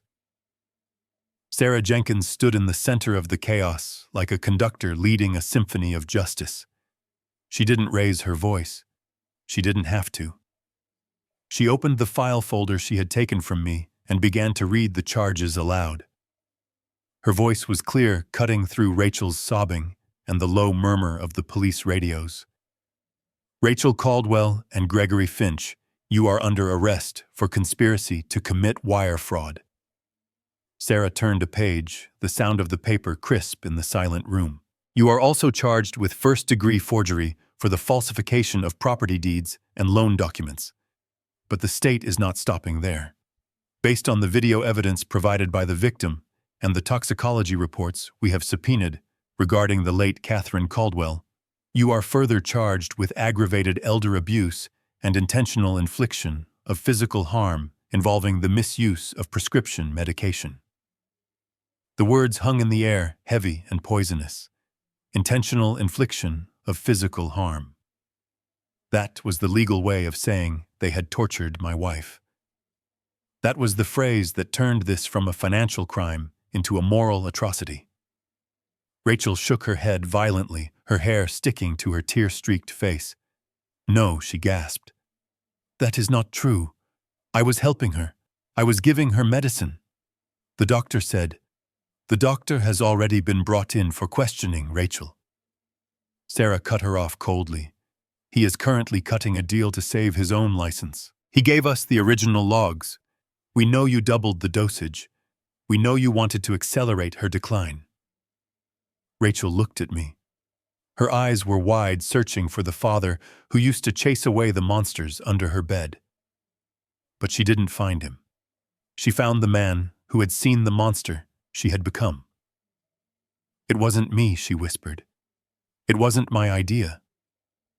And that was the spark that ignited the powder keg. Greg, who had been backed into a corner by a burly officer, suddenly screamed, "Don't you look at me, Rachel!" He pointed a shaking finger at his wife.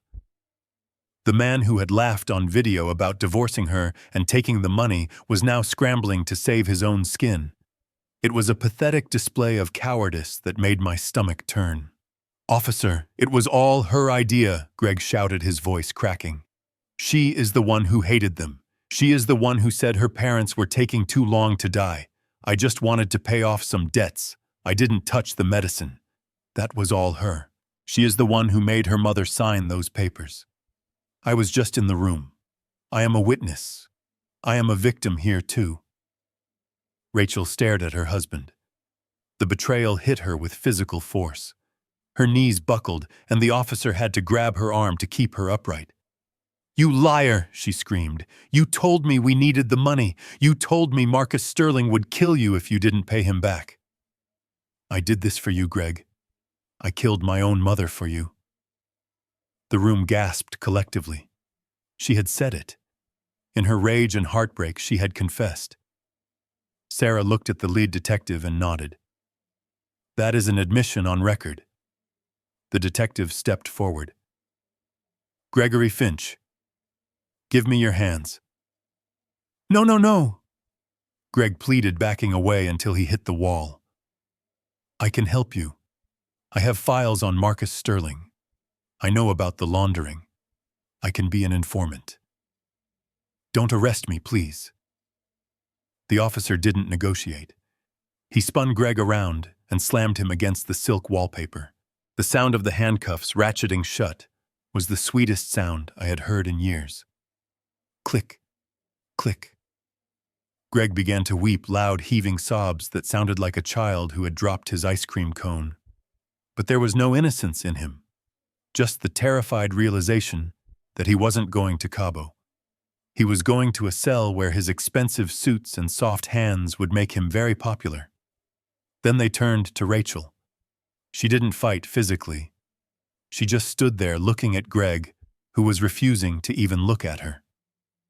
The love story she had told herself, the narrative of the power couple building an empire, was gone. She was just a woman who had sold her soul for a man who sold her out the first chance he got. The officer pulled her arms behind her back. The metal cuffs bit into her wrists. She winced, but she didn't cry. Instead, a cold fury settled over her face. She turned her head slowly until her eyes locked on mine. "Are you happy now?" she hissed. I stood on the stage looking down at her. I felt a profound sadness, not for the woman in handcuffs, but for the little girl who used to hold my hand on the way to school. I grieved for that child because she was dead long before today. "I am not happy, Rachel," I said, my voice steady. "I am relieved. Relieved that you can't hurt anyone else." "You ruined my life," she screamed, pulling against the officer's grip. "You selfish old man. We were trying to build something. We were trying to survive in this world. And you just sat on this pile of money acting like a saint. You owed us. You owed us for taking care of you." "Taking care of us," I repeated, shaking my head. "You poisoned your mother. You threw me in a warehouse to rot." "That isn't care, Rachel. That is predation." "You are a monster," she spat, spittle flying from her lips. "I hope you die alone. I hope you rot in this house with your ghosts. You have nothing. You have no family left." I looked past her to the back of the room. Mia was standing there next to Leo. She was crying silently, tears streaming down her face, but she was standing tall. She wasn't looking at her mother with longing. She was looking at me with pride. "I have family," I said softly. "I have the family that chose to stand by me when I had nothing." The officers began to march them out. The guests parted like the waters watching the fallen royalty of Maple Drive being dragged away. As they reached the door, Rachel dug her heels in for one last moment of defiance. She looked back at the house, at the chandelier she had bought on credit, at the lifestyle she was losing. "This isn't over," she shrieked. I will fight this. I will get the best lawyers. I will take everything back. You hear me, Dad? I will take it all back. I walked down the steps of the stage and approached her. I stopped inches from her face. I could smell the wine she had spilled on herself, mixed with the metallic scent of fear. No, Rachel, I said. You won't, because I am not paying for your lawyers, and Greg isn't paying for them, and Marcus Sterling certainly isn't paying for them. You are going to a public defender, and you are going to prison. I leaned in closer. You said you wanted your inheritance. You said you wanted what I had to give. Well, this is it. This is your legacy. You earned every bit of it. I signaled the officer. Get her out of my house. They dragged her out the front door into the flashing blue and red lights that illuminated the neighborhood. I followed them out onto the porch. The rain had started again, a light mist that cooled the heat on my face. I watched as they shoved Greg into one car and Rachel into another. I watched as the neighbors, the same neighbors who had watched me being evicted 3 days ago, stood on their lawns in bathrobes and slippers, witnessing the reversal of fortune. Mrs. Gable from next door caught my eye. She gave me a small, hesitant wave. I nodded back. I wasn't the crazy old man anymore. I was the homeowner. The police cars pulled away, sirens wailing into the night. I stood there on the porch of the house I built. It was finally quiet. The party was over. The guests were gone. The music had stopped. Officer Miller, the one who had evicted me, came up the walkway. He looked ashamed. He took off his cap and fidgeted with it. Mr. Caldwell, he said, looking at his boots. I want to apologize. If I had known. You did your job, son, I said. You followed the paper. The paper was a lie, but that wasn't your fault. He nodded, grateful for the absolution. We are going to have to seal the house as a crime scene for a few days, sir. Just to process the evidence, collect the computer records. You won't be able to stay here tonight. I looked at the house. The windows were dark now, except for the living room where the projector was still humming. It felt different. It didn't feel like my home anymore. It felt like a battlefield, where I had won the war, but lost the peace. That is fine, I said. I don't want to stay here tonight anyway. Too many bad memories. I turned to Mia, who had come out to stand beside me. She slipped her hand into mine. Her hand was warm. Where will you go, Grandpa? She asked. I looked at her and squeezed her hand. We are going to a hotel, kiddo. The nicest one in the city. And we are going to order room service. And then we are going to figure out the rest of our lives. I looked back at the police car carrying my daughter one last time as it turned the corner and disappeared. I waited for the tears to come. I waited for the guilt. But there was nothing. Just a deep, clean sense of closure. I didn't cry. I had shed all my tears in that storage unit. Now I only had room for the future. 6 months is a long time when you are waiting for a foundation to cure. But it feels like the blink of an eye when you are watching justice finally catch up to the people who thought they could outrun it. The courtroom was cold and sterile, much like the nursing home where they had tried to bury me. I sat in the back row wearing a new suit. Mia sat beside me holding my hand. Her hair was no longer dyed purple. It was its natural brown, and she looked lighter, as if a heavy weight had been lifted from her young shoulders. When the judge read the verdict, Rachel did not scream. She did not cry. She just slumped in her chair, the bright orange jumpsuit draining the last bit of color from her face. 12 years for wire fraud. 10 years for elder abuse. The sentences were to run consecutively.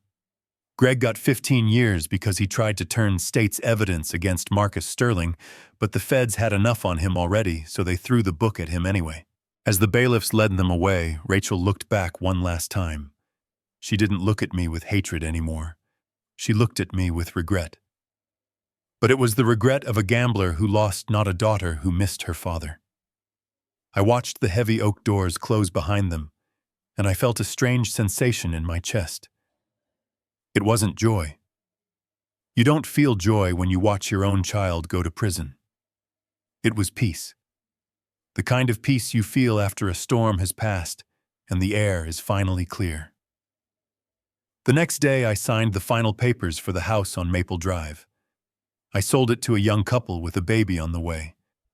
They walked through the rooms, touching the walls with wonder, talking about where they would put the crib. I didn't tell them about the horrors that had happened there. I didn't tell them about the cameras or the poison. I let them have the house as it was meant to be, a blank canvas. I walked out the front door and handed the keys to the realtor. I didn't look back. That life was over. The memories of Catherine were not in the wood and plaster. They were in my heart, and I was taking them with me. The check for the house, combined with the settlement from the civil suit against Greg's assets, came to just over $1.8 million. Rachel had wanted this money so badly, she had destroyed her soul for it. Now it was sitting in my bank account, and I knew exactly what to do with it. I wasn't going to hoard it. I wasn't going to let it sit there and rot. I went to a dealership the very next week. I didn't look at the sedans or the sports cars. I walked straight to the back where the big rigs were parked. I bought a 45-foot Class A motorhome. It was a beast of a machine with a diesel pusher engine, marble countertops, and a master bedroom that was nicer than the one I had just sold. It cost $300,000, and I paid cash. The salesman looked at my driver's license and asked if I was sure I could handle a vehicle that size at my age. I looked at him and smiled. "Son, I drove bulldozers before you were born. I think I can handle a Winnebago." The next stop was the lawyer's office. Sarah Jenkins greeted me with a hug. We set up an irrevocable trust for Mia, $500,000. Locked away, safe from creditors, safe from her parents, safe from everyone until she turned 25. It would pay for her tuition, her books, her dorm room, and maybe a down payment on her own house one day. I handed Mia the paperwork over dinner that night. She tried to give it back, tears in her eyes, saying it was too much. I told her it wasn't a gift. It was back pay. It was payment for being the only person in that family who knew the meaning of loyalty. Summer arrived, and with it the open road. Mia had been accepted to the University of Colorado for the fall semester, but we had 3 months before orientation. She asked if she could come with me for the maiden voyage. She said she needed to see something bigger than her problems. She needed to see this world. So we drove. We drove east out of Washington, cutting through the mountains of Idaho and down into the red rocks of Utah. We didn't listen to the radio. We talked. For the first time in years, I really got to know my granddaughter. I learned about her dreams of becoming an environmental lawyer. I learned that she was funny and sharp and kind, just like her grandmother. We arrived at the Grand Canyon in late July. We parked the RV on the south rim just as the sun was beginning to dip below the horizon. The sky was a bruised purple and gold, painting the canyon walls in shades of fire. We set up 2 camping chairs outside and sat in silence, watching the light fade. The air was thin and crisp, smelling of sagebrush and ancient dust. Mia took a sip of her soda and looked out at the vast emptiness. "It is so big," she whispered. "It makes everything else feel so small. All the drama with Mom and Dad, the house, the money. It all feels like nothing out here." "That is the point, kiddo," I said, leaning back in my chair. "We spend so much of our lives fighting for things that don't matter. We fight for status, for property, for approval. But in the end, none of it fits in a hearse. The only thing that matters is this: the freedom to sit and watch the sun go down with someone who loves you." Mia reached over and squeezed my hand. "I am going to miss you when I go to school, Grandpa." I squeezed back. "You won't miss me. You will be too busy changing the world. And besides, I will only be a phone call away. And I have a house on wheels. Who knows, maybe I will park in the faculty lot and embarrass you." She laughed, a genuine, happy sound that echoed off the canyon walls. "Please don't." We sat there until the stars came out, millions of them spilled across the black velvet of the desert sky. I felt a presence beside me. I knew Catherine was there. She would have loved this view. She always wanted to travel, but we were always too busy working, too busy saving for a future that was stolen from her. But I was living it for her now. Every mile I drove was a tribute to her memory. The next morning I dropped Mia off at the airport in Phoenix. We hugged for a long time. She promised to call every Sunday. I promised to answer. I watched her walk through the security checkpoint, her backpack slung over her shoulder, walking toward her own future. She was free. The cycle of abuse stopped with her. I walked back to the arm. It was huge and shiny, parked among the dusty cars. It was my home now. No mortgage, no homeowners association, no treacherous family members waiting to stab me in the back. Just me and the highway. I climbed into the driver's seat. The leather was cool and comfortable. I turned the key. The massive diesel engine roared to life, a deep rumble that vibrated through the floorboards. It sounded like power. It sounded like independence. I reached into the glove compartment and pulled out a framed photograph. It was taken 40 years ago. Me and Catherine standing in front of the frame of our first house. We were young, covered in sawdust, and smiling like we owned the world. I used a piece of double-sided tape to mount it on the dashboard right next to the GPS. I looked at her smile. "Well, Catherine," I said, my voice thick with emotion, but devoid of sadness. "We did it. We cleaned house. The kids are where they belong. Mia is safe. And us, we have a lot of catching up to do." I released the parking brake. Where should we go today? North to the Dakotas, south to the Keys. It doesn't really matter, does it? As long as we are moving. I put the rig into gear. "Let's go, Catherine. We have the whole rest of our lives to see." I steered the RV out of the lot and onto the main highway. The road stretched out before me, a ribbon of asphalt disappearing into the heat haze. I pressed the accelerator. The engine sang. The wheels turned. And for the first time in 3 years, I didn't look in the rearview mirror. I just drove straight into the sun. Freedom tastes like diesel and dust, and it is the sweetest thing I have ever known.